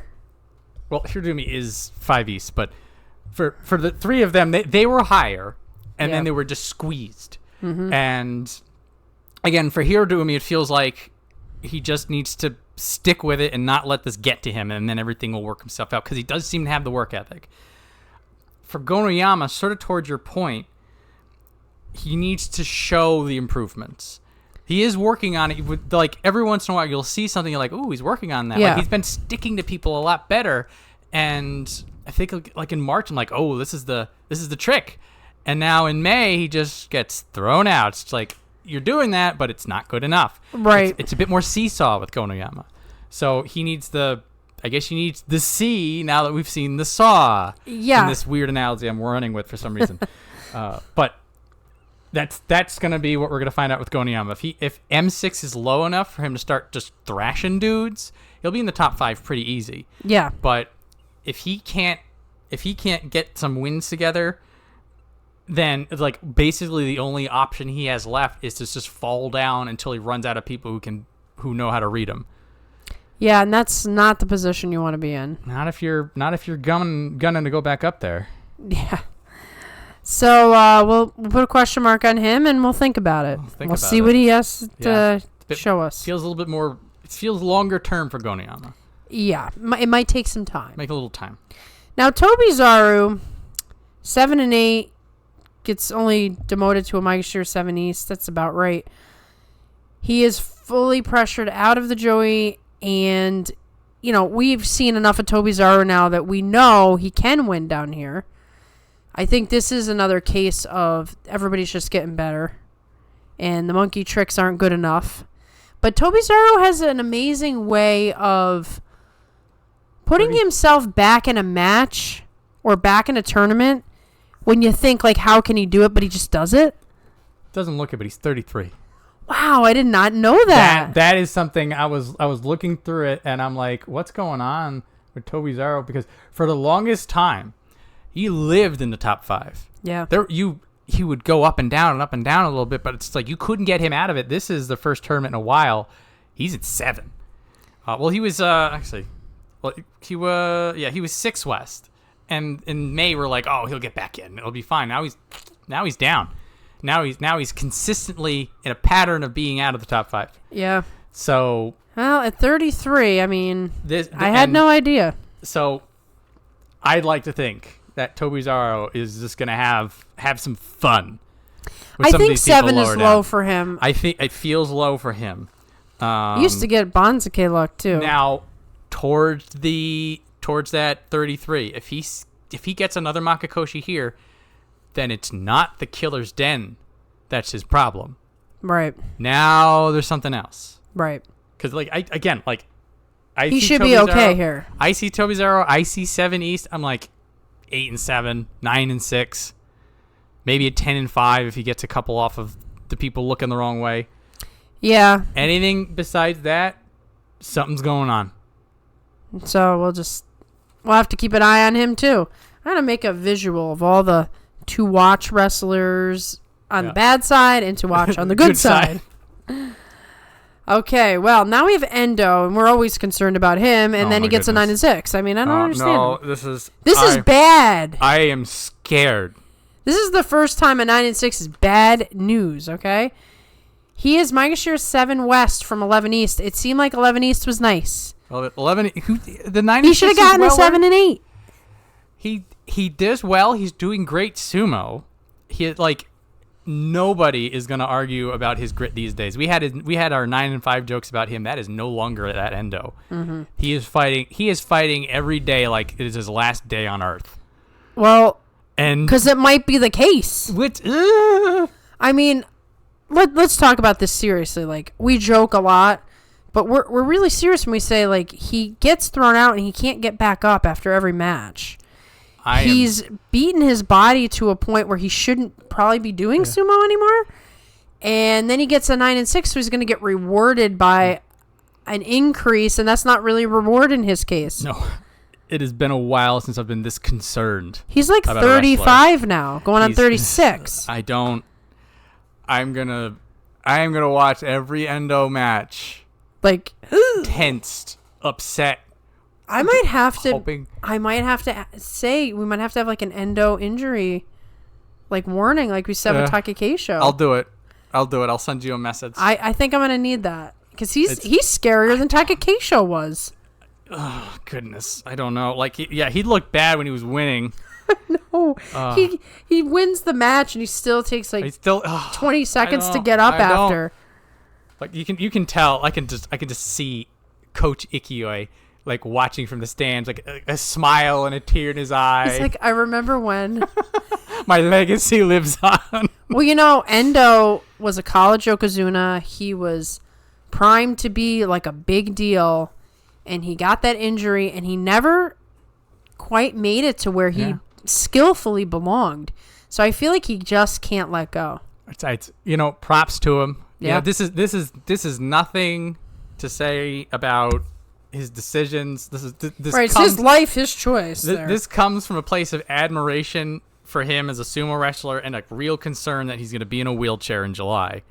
I hope not. Which I don't want to see it. Or the stretcher. We don't need to see the stretcher. I don't want the stretcher. I don't want any of it. Yeah. And like, Endo's going to go in there. He doesn't care. He doesn't care. Kill me in the middle of the match. I'm going to win. You always want that mindset. You know what I mean? Right. You want that mindset until you're the age where that mindset will get you killed. Oh my goodness. There is a shift when you turn 35 of all ages. Like a lot of guys retire at 35. So I don't know. I don't even know what to say. I don't even have like a wish for him besides like just stay alive. Survive. Stay alive. Get to day 15. Get to day 15. Maybe. Oh. I mean, if it means you won't survive, then don't get to day 15. Yeah. I don't know. I have nothing more to say about this. Okay. Healthy thoughts for Endo. Healthy thoughts. Prayers into the universe. Yes. Give all the force you can. All right. So, Sadana Umi up from Maegashira 13 West to a Maegashira 8 East. Excuse me. Now, I did use him as an example earlier about, guys who might be losing a step. I definitely thought he was losing a step, and then he gets a 10 and 5. So let me correct myself on that. He acted like a much younger wrestler. Oh, he was 10 years younger. It was a treat to watch. Maybe he's inspired by the Tamawashis of the world. If he's second oldest, I think. He is. He's like 37 years old. Like if Tamawashi wasn't defying the universe, he would be the oldest. He would be the oldest, and he's fighting just as well. I mean, at some point, Tamawashi will retire. Will Sadana Umi try to take the mantle? If he can hold on. I don't know. But, Maegashira 8, not as good as 13. He's bobbed up out of that veteran safety pocket. I don't think a 10 and 5 is coming again. No. I'd love it, but no. I'm predicting a 5 and 10.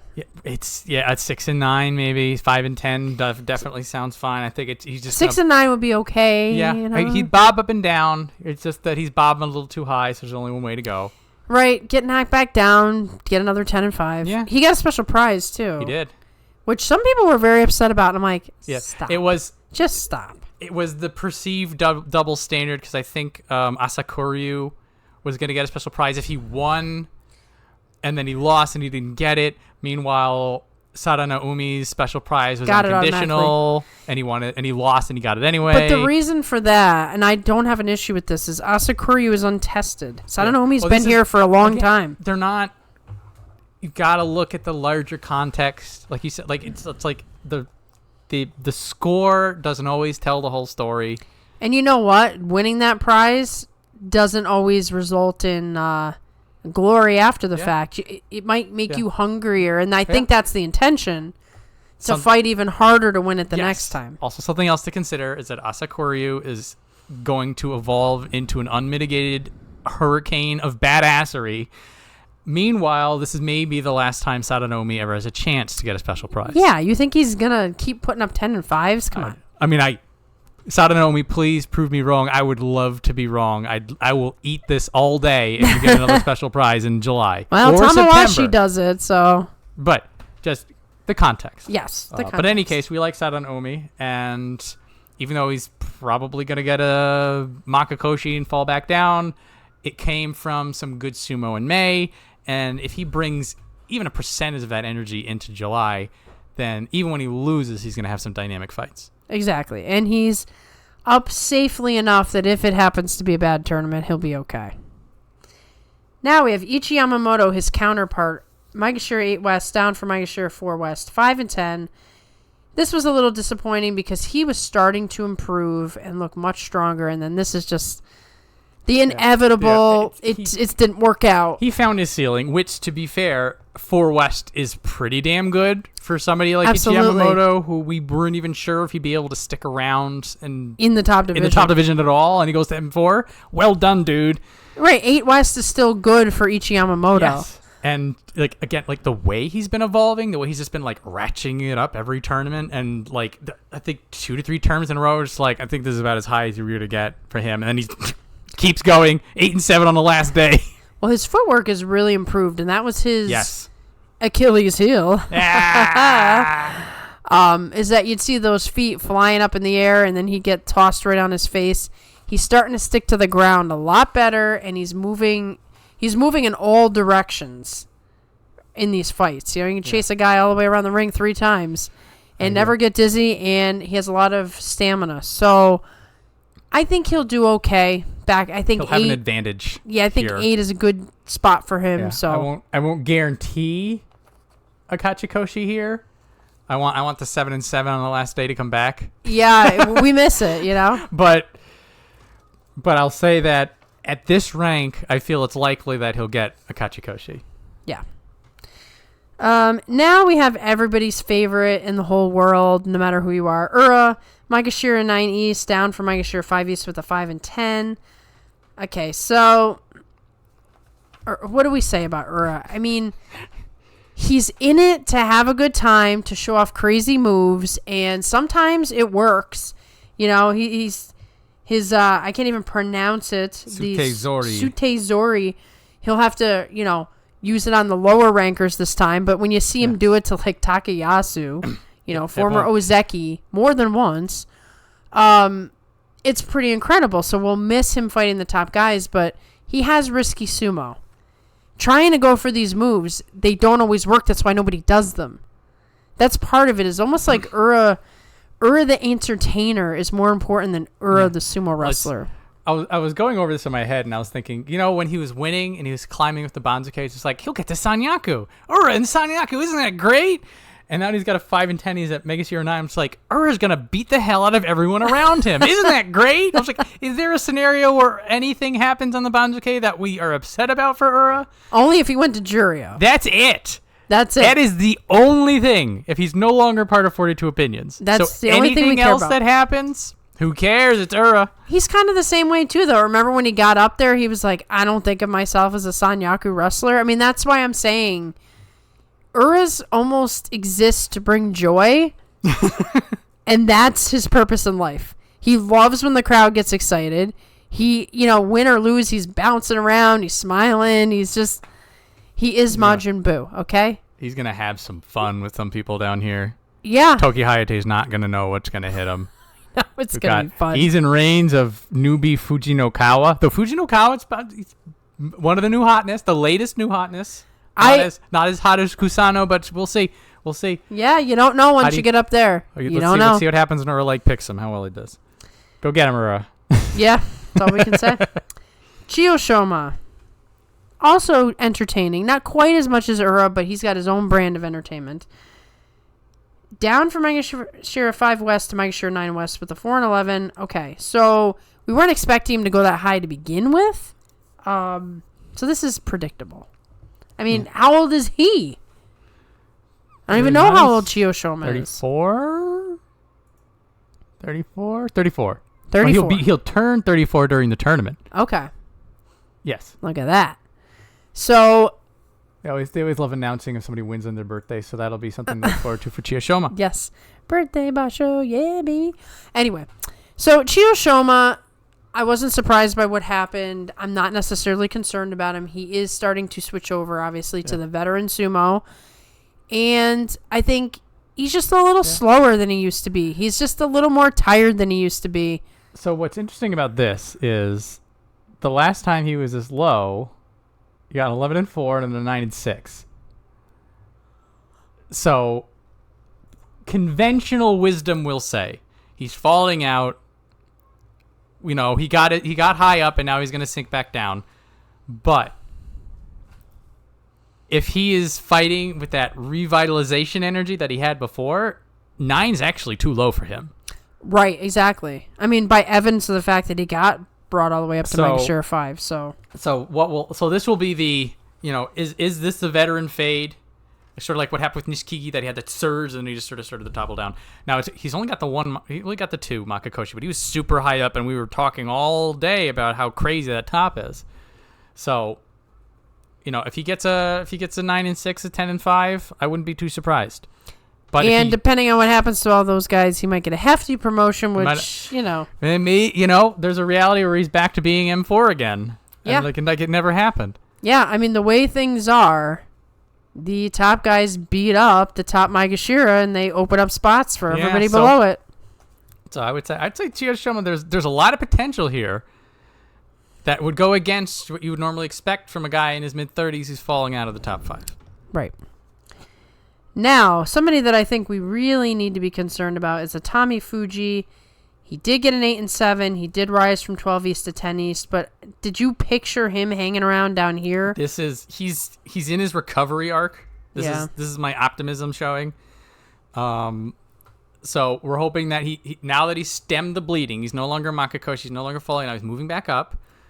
If he can build off of that success mentally, if he can start to apply the stuff that got him into the top 5 and have him stuck there, maybe when he comes back up, it'll be sort of like more of a momentum. Well, what's tough about him is I actually did see the video where Terunofuji was screaming at him like, why don't you listen to what I have to say?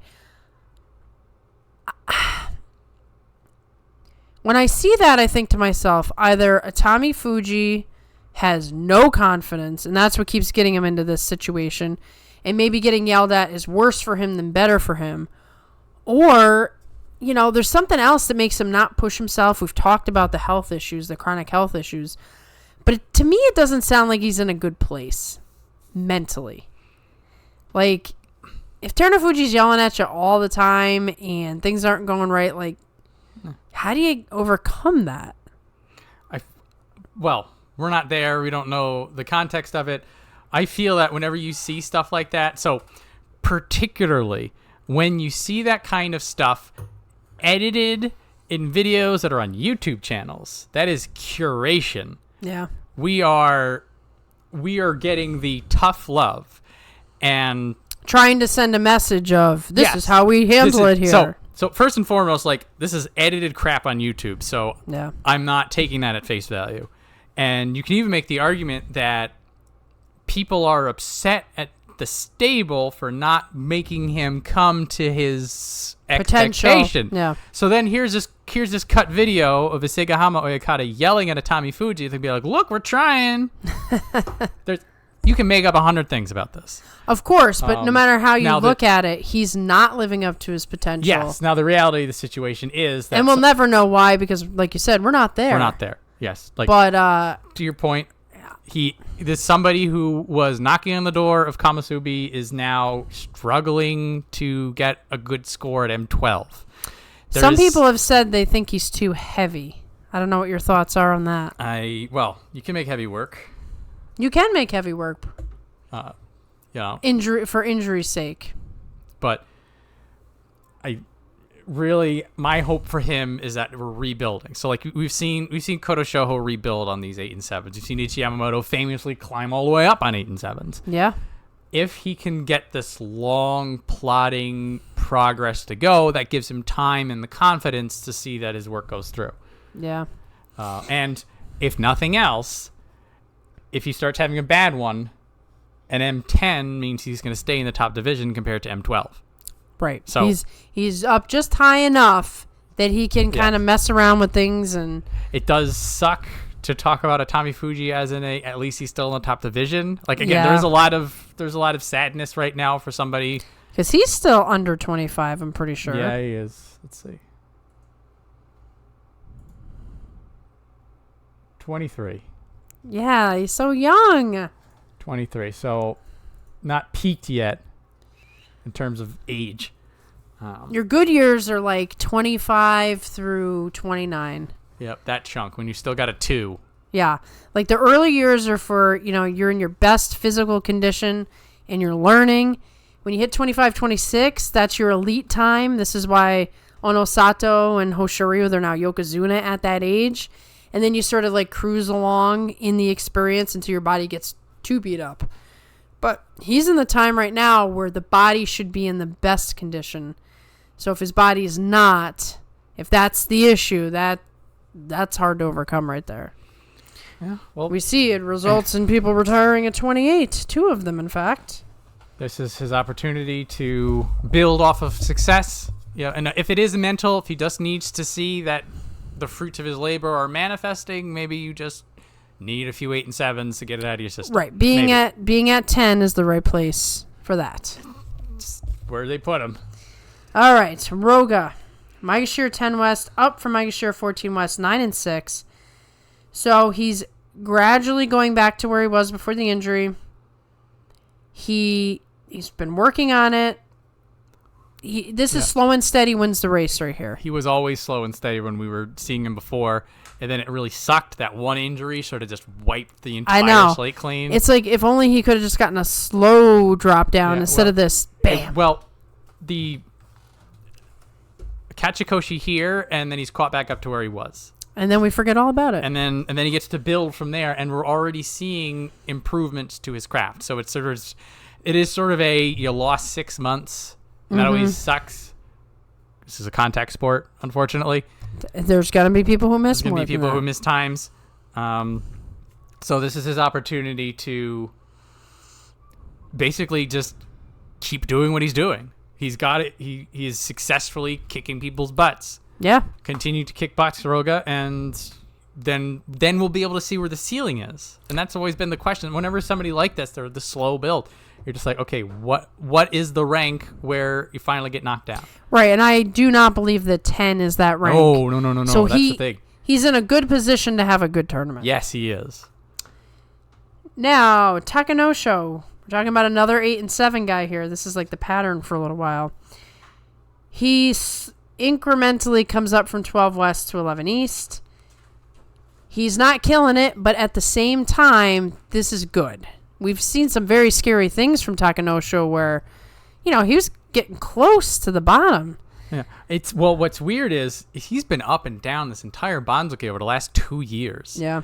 In the beginning of this year, he was at like M1, M2, knocking on the doors of Sanyaku again, and then he just tumbles all the way back down, and this current form is getting an 8 and 7 at M12. Yeah, he challenged for the Yusho against Terunofuji when? When was that? This year, beginning That's of the year. what I thought. Like, this is he's on this weird roller coaster ride. Yeah, November, 11 and 4. Okay, and then so 11 and 4, and then they just unceremoniously kick him out of the top to make room for other badasses. Yeah, and you don't know exactly, was he having some, a good training period before November or something? Or so he's in there's no way to tell where he is right now. Or what he's going to do. What he's going to do. There's no bearings. He's been at the top. He's been at the bottom. He's doing well. He's doing poorly. 11-4 was at M6, by the way. Okay. So just underneath the point that I was like, okay. So maybe there's a spark and fade going on. Yeah. Maybe it's just November, everything worked out for him. And then he just sort of was just fighting above his means that one tournament and then sort of had to pay the price for it for 4 months. I mean, we got so used to him being in Sanyaku for so was the man. long. He was what Daisho is now. Yeah. That gives you something to think about with Daisho. He's so much older now, and he's doing what Takanosho did. You know? So this who knows? It is a complete mystery bag how well or poorly he will do, whether he's got another upsurge in him, whether he's just going to sort of like settle into the middle of the tournament or the middle of the Banzuke. But I don't know. Yeah. Expect some good veteran sumo out of him one way or the other. Yeah. I mean, he's in a good spot to do well as long as there's no injury we're unaware of. Yes.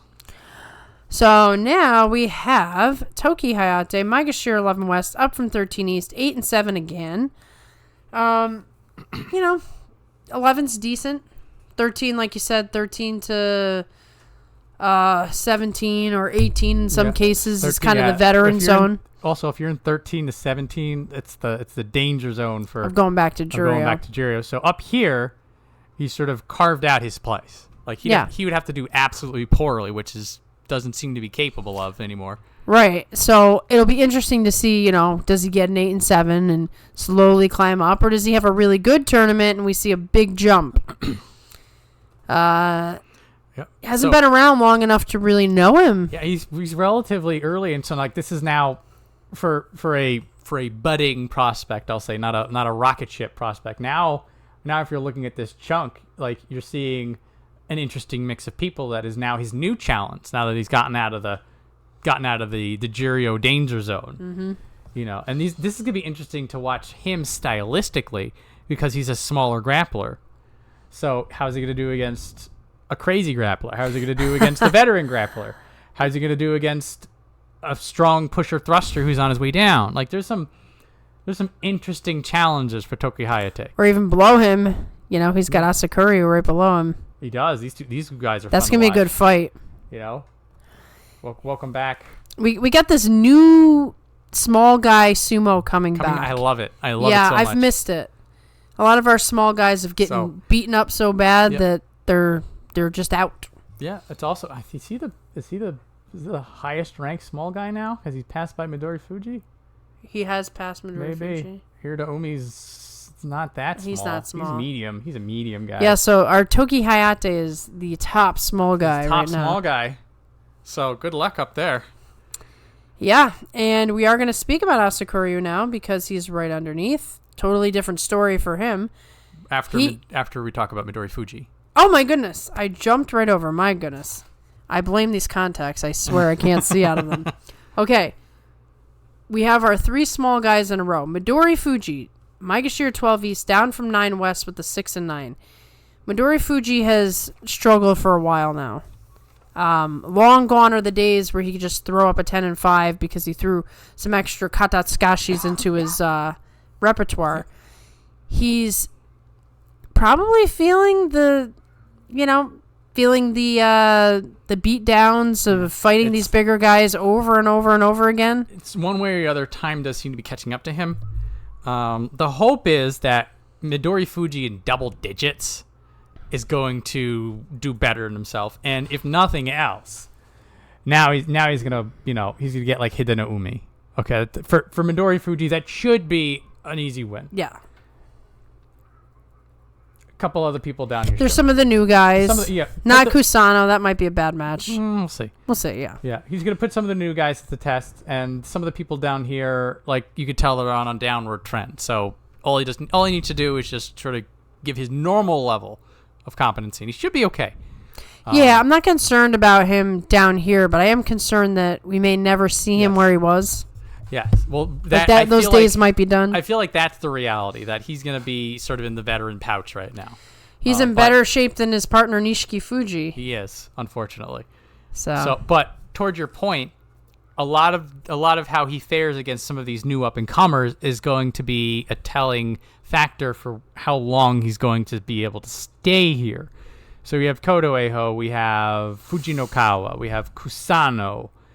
These are the 3 like brand new people to the top division. So if he's an 0-3 against all 3 of these guys, maybe Mitake is just going to be scraping to hold on. Right.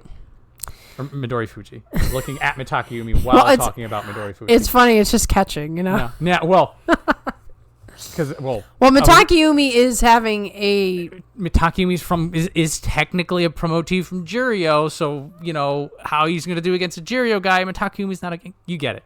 He's not supposed to be a Juryo guy, but... He's a Juryo guy. We'll find out when Midori Fuji fights him if... we'll find out a lot of things about Mitake current state. I think... Well, I'll get to that. When we get to Mitake, I'll tell you what I think about him.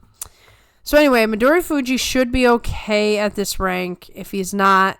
then we're going to worry. Then, yeah. He's not on the list yet. Not on the list yet. Now, rightfully, I'll go to Asakuryu. Maegashira 12 West, up from 17 West. We've been talking about some doom and gloom on these other guys. Asakuryu was the opposite of that. 10 and 5, breakout May.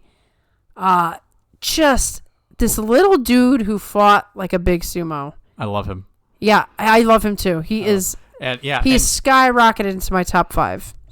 I don't know about top 5 of all time, but top 5 current. Yeah. Him and Toki Hayate have sort of similar notes in that now that they're up here, they're going to be fighting some interesting new challenges. And where Toki Hayate is more of a belt grappler traditional, Asakuryu is just speedy and smashing. Straight on and just... So it's going to be one of those, like, the bottom tests the top, tests the bottom kind of thing. Because, like, you go to... to go to Sadana Umi's like, oh, I've seen all this stuff. You're not going to pull anything on me. Mm-hmm. Maybe it's Asakuryu does, and then that's a tell. He goes to, and again, Ichi Yamamoto. There's some power. There's and an speed. interesting fight. Dude's about a foot and a half taller than them. How's that going to work out? That might be a square dance around the dojo. It'll be fun. It'll be interesting. And so I'm excited for both of these guys. I will admit that Asakura has stolen my heart a little bit just because he's so fun to watch. Oh, he's like Mighty Mouse. Kind of, yeah. He's got Mighty Mouse energy. Like, you expect him to wear a cape in there. Like, why can't that? Off. Yeah, why can't that be part of the costume? Goodbye, guys. No, yeah, I mean, so, it's... yes, exciting Asakura July to come, no matter what happens. Unless he gets knocked into Jurio, that would sting. I feel like that 10-5 was like a real pivot point for him because a lot of stuff in May just worked well, and that was a lot of the stuff that he was struggling to perform on when he was here before. And if I recall, Asakura was spared last time, right? They gave him that 17 spot instead of demoting him. That sounds right. I think it was like a 6 and 9 hold. Yes. Yes. 16, and then there was no, because that was also a lot of people were just doing awful. And they all got thrown down. So and they spared him, and with the 6 and 9 at 16 was good enough compared to like the 4 and 11s that were going on. So yeah, so he made good on their extension of benefits. And let's hope he does that again, because I look forward to seeing each new step up of competition for him, because it's like, here's this little dude. What's he going to do? What's he going to do? I would love to see him fight Hoshirio. Hoshirio will probably crush him. 2026 dreams. I know. It's amazing. We've been watching for a very long time now, and we've seen guys start their careers, end their careers, everything in between. But it feels like it was just yesterday. So before you know it, we'll be watching Asakura fight top talent. I hope so. I hope, yeah. In the Eternal Optimism world. Anyway, Shirana Umi, Maegashira 13 East, down from Maegashira 7 West with a 4 and 11. So the struggle is now become consistent. We had a really good run with him for a while where he just kept defying expectations. He kept winning. He kept silently doing his thing. And now it's catching up to him. He is already veteran territory. Yes. So, I mean, he's a guy who was in Jurio forever, finally was able to climb over into the top division and be the only one to stay. So there's a timer on his whole sumo top division life anyway. So it's another case where I think like we should just be happy to have him. Yep. So it always seems to be a consistency thing. I don't know if he's injured or if it's just sometimes the tournament works out and sometimes it doesn't. Now the Chirna Umi who was M7 and wrecking things down here should be fine. Right. But there's the Chirna Umi who was at M7 and then got a 4 and 11 instead of an 11 and 4. It's depends on what's going on. What Chirna Umi is going to show up in July, and that's gonna be a big tell about whether or not only whether or not he's going to do well, but whether or not he's going to even stick around. And unfortunately, that is sort of his brand of sumo, I guess. So we'll be having this same exact conversation probably the next tournament too. Yeah, potentially. All he really needs is like an 8 and 7, a 9 and 6, and he should be okay. And then we don't worry about it. We don't worry about him. We'll have to find out. Yeah, I mean his next opponent will be Shodai, and who knows what we ever think of Shodai. So he got a 6 and 9, went from 10 West to 13 West. He's lucky everybody had a messy tournament, because there are times in the past where 6 and 9 would be kind of nerve-wracking if the bottom was doing well. But Naptime Shodai survives. And it's a little strange because we know that there's that sleeping Ozeki giant in him, but we never know when it's going to show up. Like, is he going to finally get some urgency? He is very close to demotion. If he doesn't wake up, he will go down in the Jurio. Can you imagine that? Shodai and Jurio? Well, what's funny is Shodai has historically been a couple of tournaments behind whatever Mitakeumi does. I know. They are bonded together for life. And so Mitakeumi's coming back in from Jurio, so Shodai's got to go down. I would love to buck convention. I want Shodai to stick around as long as possible and infuriate everybody in existence. I think that if Shodai were to go down in Jurio, he'd probably win it. Probably. And then come right back up. But nobody wants to do that. Nobody wants to go to Jurio. If you've been a top division guy, a former Ozeki, It is amazing. You know, you got these two guys who were former Ozeki, and they're still fighting through their stuff, and they keep going, and, you know, they don't seem to be too hung up on, I used to be an Ozeki. Certainly not Shodai. So, once again, we just sort of roll the dice and see what comes up, and... There's no predicting Shodai. None. He could rebound back up like nothing ever happened. He could do another 6-9. Right. He could be in Jurio. He could say that he could get a special prize, or he could be in Jurio. Yeah. And you could in 15 days from now, you could tell me either one of those things, and it'll be like, yeah, it makes sense. Yeah. Anything you say about Shodai, I'm like, yeah, of course. Center Yusho. Maybe not that. Not that. But 11-4. Yeah, you get it.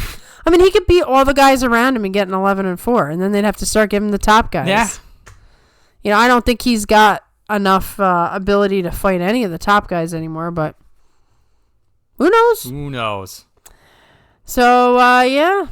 Best of luck, Shodai. Just remember, this is like the Kataban carousel. You're Kataban right now. You have to win. He does need to win. Our first new hotness to discuss, Kusano. Maegashira 14 East, up from Jurio 1 West, 13-2. Did he win again? Okay, he's back-to-back Jurio wins. Back-to-back Jurio U-shows. It's interesting because he's only been in Sumo for a year. Does this sound familiar to us?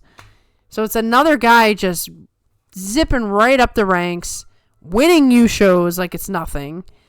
And I don't know. He's nothing like Onosato, but I have a feeling that's similar to Onosato. I don't know if it's just being so new to Sumo and being so dominant, if it's something about the way his body is, just there's something where I get the vibe of, yeah, this kid could be great. And it's not just winning the 2 Jurio U shows, because we'll see somebody like, I can't remember the last top division guy. Some top division guy goes down, wins the U show. Oh, Shishi. Wins the U show, comes back out. We don't really, okay, Shishi. There's something a little bit more to it. These were dominant performances in Jurio. Well, in March, they were talking about how even though Kusano was at the bottom of Jurio, if he had Zensho Yusho'd, they were going to give it to him. They were going to give him the top divisions from J14. He didn't end up doing that, so they put him at Jurio 1, where he then gets another cup, and they throw him into the top division. They say, up you go. Okay, you're good. You're good. Keep going. He seems like a real wrecking ball of a guy, similar to Onosato in that way, and just gonna be fun to see him in the top. How do you handle the pressure? There's a scenario in which he is the type of guy where he has a fantastic debut and goes 11-4. There's some guys where you're like, that will never happen, but that's not Kusano. Kusano has the potential for that. He also has the potential to get beat up pretty good. Now, Hoshoryu was training with Kusano during that whole toe incident, so he's already been approached by top guys to train with. It feels pretty reasonable to think that he's going to be at least in the single digits of Megashira by the end of the year. Yeah, he's been acknowledged. We'll put it that way. So, and what it will do is bring some pretty good excitement on the bottom half. Yeah. So here's somebody who, reasonable to expect 9, 10, 11 wins. Yeah. I mean, if he doesn't get 9 or 10, I'll be kind of disappointed, I think. I think a lot of people will be disappointed. I mean, some of these guys he will have faced in Jurio, I think. Koto Eho, Shishi, Hideno Umi, Kaio, Fujikawa, which was Waka Ikari. Changed his name to Fujinokawa. So many of these guys he's already faced. Yes. So he should be okay. He'll have about 3 to 4 wins that he can probably be confident in. Possibly even Roga in the past. No, maybe not. He's only been there a year. Yeah. Kusano, it would have been anybody in the last 2 tournaments, because that's how many tournaments Kusano was in Jurio. That's right. That's just crazy. My goodness. So I think we can all get very excited. It would be amazing if Kusano follows an Onosato path, and then we get 2 guys like that. It'd be interesting. I'm sure he's going to be like, man. Yeah. Oh, July's going to be the start of it. Yeah, we get to see the opening of a new storybook. Yep, the latest hype train. Yeah, and I think this one's legit, so best of luck to Kusano. Now we have Fujikawa, as we just described, used to be Wakakari. Jurio 5 up to Maegashira 14 West, 12-3. So changes his name. I think he took on the name of his stable master. Something about Fujinokawa being the name of like their best wrestler. Okay. So it's like Mountain of, I don't know what Kawa is. Anyway, he kind of snuck up because Kusano, Kusano was the hype train.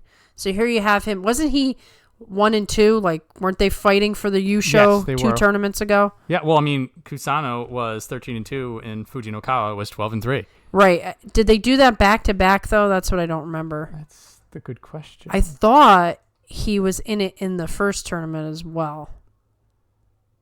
No. Nope. Okay. I made it all up. No. It's fine. But he's only been here for 2 years himself, and he's already in the top division. So we got and another. He started in Jonokuchi. Keep that in mind. He's just been on a wrecking ball track. Don't you just love seeing guys like that? So, this is sort of a it's a sort of an Onosato Takeru Fuji situation that they both come at the same time. They both have a lot of hype going on for them. And it's just a toss-up as to who's actually going to be the one to take the reins. Look at the difference between Takeru Fuji and Onosato.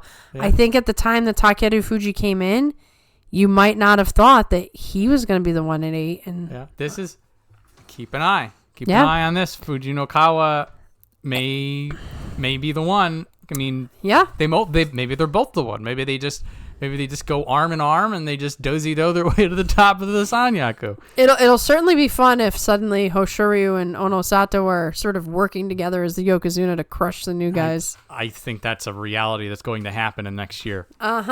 It's already going to happen with we've got Oshoma and we've got Aonishiki. They've got to be put in their place. Onokatsu. They put him in his place. Yokozuna have their work cut out for them. Yeah, that is your job to crush. You crush. Okay? You are the hammer of wrath. So it'll be fun to see which one of these guys, if not both, or not both. Yeah. It could be one, it could be both, it could be neither. It feels like at least one of them is going to do well this tournament, if not both. Yeah. And we'll get to see them fight each other again. We certainly will. Day 15. Maybe. Unless, obviously they're way up there in the Yusho race. But anyway, now we go down a little bit. Koto Shoho, Maegashira 15 East down from 14 East with a 6 and 9. So it was a soft demotion. I'm guessing your note is correct that it was for the fighting spirit. He came back after... He was injured. He came back. He scrapped it out. And also, this whole thing was a mess in the bottom as well as the top. They were like, who's going to go down? Who's going to go up? And he fought really hard. He almost pulled it off. He was for somebody with a 4-loss handicap. He did pretty good.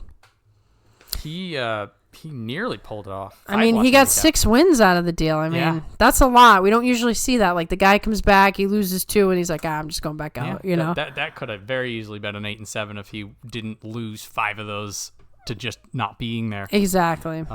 Combine that with his evolving sumo does seem to be working for him, and now his brother's in the top division with him. You get the brother energy. Is this little brother? Little brother? Okay, yeah, that matters. The brother thing is so important. So maybe he'll get the new energy we always talk about. He's got a new hype thing. So the start of this in July, you get an 8 and 7 or a 9 and 6 in July. That is the start of the energy going back up. Yeah. So, hoping for the best for him, especially with his brother there. It'd be nice if they tag teamed and beat all the guys around him. I'm feeling optimistic for Koto Shoho. I'm feeling like we're seeing a lot of the things that we need to for somebody who's rebuilding themselves. And just the injury. Just gutting it out the way he did. So. And just the injury sucked. Yeah, slap fests galore, I expect. Okay, Hidenumi. Speaking of brothers, Tobizaru's brother. Yep. Maegashira 15 West, up from Juryo 2 East, 9 and 6, 4 years away from the top division. So, yes, this was... So beforehand, you were talking about how we've been doing this for a long time. You've seen people come and go, all sorts of stuff. I had to go back to 2021. I'm like, wait, no, I know Hidenumi. We were talking about him 4 years ago. We were talking about him on this show. he got caught up in a gambling scandal. I'd completely forgotten about that. Yeah. That's what kicked him out of the top division. And it took him that long to get out of it. And he just couldn't quite make it back. I can't help but feel that maybe they pushed him, they kept him down a little bit, but eventually hit to the point that he just became a Juryo mainstay. Like he was like Shimano Umi. Right. He's a Juryo guy now. Right. Or you gotta look at Juryo. There's a few people. Who are the Juryo guys? Tohakuryu poked his head up in the top division. You haven't seen him back since. Takara Fuji is now a Juryo guy, fortunately. Mitoryu was there. We're like, oh, maybe he's going to make a thing of it. They just kept beating him up. So, Kageyaki. So Hidenumi comes back to us. Strong defensive fighter in 2021 at least. So, I have no clue anymore. So we're going to find out together. I have a feeling this is realistically going to be just a guest appearance. I get that vibe. He'll soon be returning to his native lands. Unless Tobizaru pulls some tricks. No. No steel chair from Tobizaru?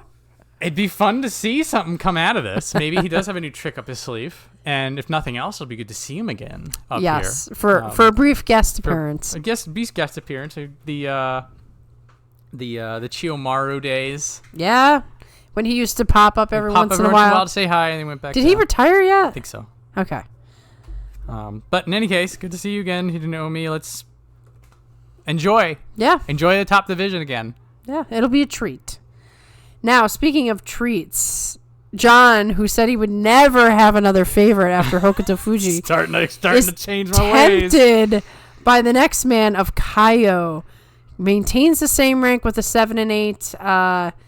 That is because of the chaos, but you can't help but wonder if it isn't because everyone fell in love as well. He had a very dynamic style that a lot of people liked. He was the opposite of Asakura. He was big man, small sumo. He was big man, little man sumo. I love it. He was so fast. It defied the brain. I'm like, How could somebody that big be so fast? Yeah, I'm like, how is he doing this? And the yellow Mawashi, the ray of sun, There's so much to like.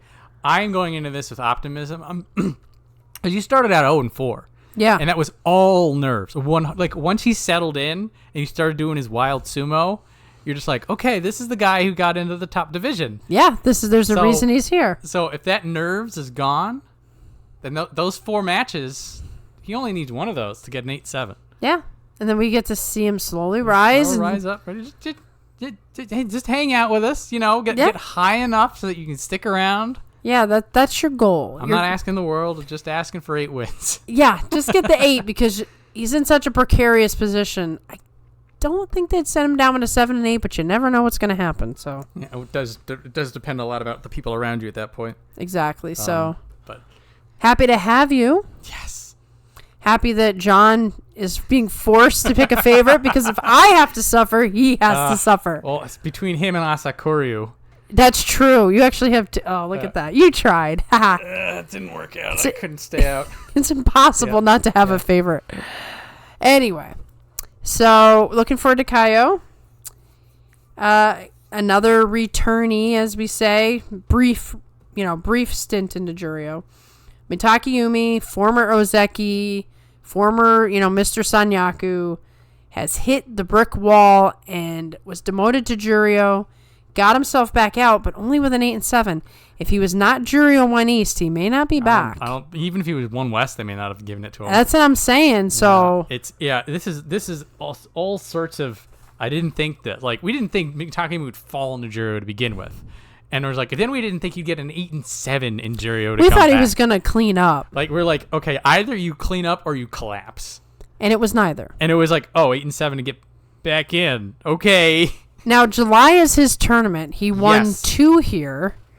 He obviously loves the heat, so it works in his benefit. But this is a very different Mitake Yumi than the one... weird post Mitake Yumi. The man's been through a lot. He lost his dad. He got hurt at Ozeki, lost it almost right away.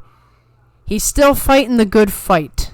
And that's all we can ask for. That's all we can ask for. And... if this is the last we see of him, okay, at least we got to see him again. Exactly. He's not going to disappoint. He's going to do his best to stay in the top division. I do think, though, that he's not going to spend a lot of time in Juryo. Like, if he gets knocked back down, and I think he could be put on a retirement watch. That's all I'm saying. Unless he's waiting around for some elder stock or some reason that he has to stick around, I just don't see it. I don't know. I could be totally wrong, but I got vibes about retirement on him. Yeah, he just pack it in. Yeah, but like, this isn't worth it. My body's not working anymore. Yeah, he might try to just squeeze the salary out of it. Right. And yeah. Well, we get to see him again at least. Yeah. Unlike Kagayaki, who's just gone. Just gone. Now, another new hotness, Koto Eiho, brother to Koto Shoho. Maegashira 17 East, up from 7 West. Yeah, this was a bit of a surprise. I don't think people pegged him for making the top division debut, but they decided Ryuden was going to go down. So there he is. Yeah. He's back up. This has been interesting because Chris Sumo has been hyping him up back in his Kodo Teibakari days. Yeah, how many years was that? This has been a while. This has been like 4 years ago. So like this was Chris's guy. Yeah, like, and he was like, oh, he's gonna be the next new hotness, and then like he got stuck in the 3rd division for a little while, and he finally made it in the 2nd, and now he's finally here. I'm surprised we haven't gotten a video yet. Maybe he's waiting to see what Koto Eiho does in this tournament. Potentially. But in any case, this is one of the rare instances that our show that typically just focuses on the top division, like, we will hear about prospects. Like, we heard the rumblings of Aonishiki before he showed back up. Oh, definitely. And obviously we've been hearing about Kusano for the last 4 months. Right. So it's not like we don't hear anything at all, but like to be able to hear about a prospect years ago finally coming back in, it's like, this is going to be an interesting experience for us. Now, realistically, when you're this low down, you have to get a Kachikoshi, you're back in, and that's going to be what his challenge is. Right, and I don't know too much about him, honestly. Like, I've heard about him for the last 4 years, but I don't know if he's going to... I mean, he's in prime position to get knocked right back in. Yes, but... It's a tall order. Yeah, it'll be good to see him in action. Yeah. To put a face to the name, as it were. Yeah, and it's always exciting. Yeah, and possibly the brother energy will work for him as well. Brother can beat a couple guys for him, and he can beat a couple guys for brother, and that's the benefit of either stablemates or brothers being able to kind of work together. So good luck, Koto Eiho. You will probably need all of it. Yep, you sure are. Especially with guys like Kusano down there. Yeah, goodness. It's like, hey, remember me? And our final man, we weren't sure, but Shishi was spared. Spared demotion. 4-11 at Maegashira 11 West gets the final spot. The 18 is gone now. What got rid of the 18? The retirement or not the retirement? No, Wakataka Kage. Well, it's because Onosato, this whole cluster right here, because now we have an extra Sanyaku. I think it might have been Wakataka Kage, but also the fact that you could balance it out. Yeah, now. you can balance it out now. So we've eliminated the 18 spot again to disappear for probably a long time. 17 West is the best you're going to get. She. Now, I don't know, but it looked like he was injured in the last tournament and it was affecting his movement, but his movement's already awkward. So I expect him to go back into Juryo, but remember last time he was in Juryo, he won the Yusho and came back. He is a lumbering enigma. Yeah. There's not much you can say about him besides he's the most awkward man in sumo. Had Hokuseiho stayed, there would have been a challenge. At least Shishi is entertaining, but it's painful to watch sometimes. I'm like, what are you doing? He's gonna, if he wants to stay, he's gonna need to push himself a little bit. Yeah. Do we get another random 10 wins out of him? The funny thing is that, he was with Aonishiki 2 tournaments ago, was it? Or was it 1 tournament ago where they were similarly ranked? And now he's just pole vaulted way ahead of him. They'll never fight again. They got 1 shot. That's it. We're done. The Ukrainian fight is over. So I don't have high prospects for Shishi. With that said, he kind of makes things happen. So He could surprise me. Yeah, well, we'll have to see if he can tap into that, whatever he did in March. Well, I'm almost wondering if the claw he was doing actually distracted his opponents, and that's why they told him to stop, and his opponents were losing to him. The weird they were like, grasp. "You're not gonna grab me with that hand, are you?" I don't know. Well, Shiishi's around for another 15 days to confuse and bewilder us all. Good luck. Are we gonna get a Shishi Shodai match? Yes, we are. Come on. It's gonna be awkward. That's gonna be weird. The weirdest match of the year. The battle of the mysteries. Anyway, so our Juryo people, those who were demoted. Look at them quickly. So we've got Nishikigi, Ryuden, Shona Umi, Tamashoho, and Tochi Taikai all took the plunge. Juryo's becoming like veteran city instead of prospect city. We've hit a point that there's a lot of people in Juryo that we actually know about, which is not always the case. So if we look at the people that were already here, Tomokaze, we know about him. Shirokuma, we know about him. Tamashoho. Tohaku, we know about him. So like if Osho Umi, Hitoshi, and Daiseizan, and like those are the only three that we haven't had experience. Oh, Hakuyo's I think we've seen before. I don't know. Maybe we'll say 4. So 4 people in the top 12. Yeah. We've not seen already. Yeah. And then here's Kagayake, here's Takada Fuji, here's Tsurugisho, here's Nishiki Fuji, here's Mitoryu. You've got Shimano Umi. So there's a lot of veterans hanging out in Juryo now, because it seems that a lot of the people that are like really good are just like leaving Juryo by. Right. And then we've got they're zooming out in like 2 tournaments. Yep. And this is why keeping an eye on Osho Umi and Hitoshi and Daiseizan will be interesting, because these are the newbies that we don't know much about. Mm-hmm. See what happens with them at this time, at the end of the tournament. Yeah, but I think I know Nabatame is scraping He's the away. sumo food guy, right? He's the sumo food guy. Kotokuzan's back from the third brink. division. I don't. Diamami. Trying to think. I don't think there's anybody here who's like. I think all the latest waves of new hotness are already up. Yeah. So I think Juryo's just going to be in a spot, at least temporarily, that people just like jump over. It's just just going to be people fighting Juryo matches over here for a bit. It's an enigma. All right. So that is what we have to look forward to. We have to do wish list, and we have to do predictions still. So wish list. If I have one wish, Endo, be healthy, please, for the love of the sumo gods. That's actually probably the biggest one. That's one. I'm going to do only one. I'm going to put all my energy into it. Okay. My wish list would be the same as my prediction. I want a Hoshoryu Yusho very badly. Very badly. Please let me have it. I just need to get the Yokozuna Yusho out of the way. I feel like I've taken a lot of comments about the unworthiness, and I would just like a statement. Just make a statement. Statement. And I think that's going to be it for my wish list and my prediction. I'm going to make a broader Yusho prediction. If you don't let me do that, I'll pick one person, but I want a Sekiwake Yusho. That's fine. That works. Okay. I like that energy. So like I've had to pick one person to be Waka Takakage because of what we said, but like I want one of these 3 guys to get the cup, and then there'll be Ozeki. See, I mean, and I want it for all 3 of them. I know. Smart money tells you that Onosato, like if you're just looking at the patterns, Onosato can do what he did last tournament again. Probably. But there's doubt in there in the sense that he's gone through all the exhausting things. If any time to bet against him, it would be this tournament only. I think once he settles in, he's going to be a monster. Yeah. Starting in September, Onosato is going to be an unstoppable force of nature. Right. And we're just going to be picking people based on who we want to win and saying, well, it's probably going to be Onosato, but I would like to see Hoshoryu get into that zone of you don't know who it's going to be.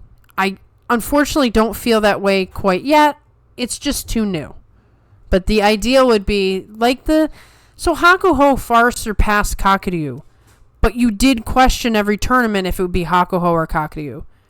You just need Kakuryu was competent enough. If things started to line up for him, like around the second week, you're just like, maybe hang on, this could be Kakuryu's. Right. So just Onosato's got a step ahead of Koshiryu right now. He could close the gap quickly if we just get on that path right now.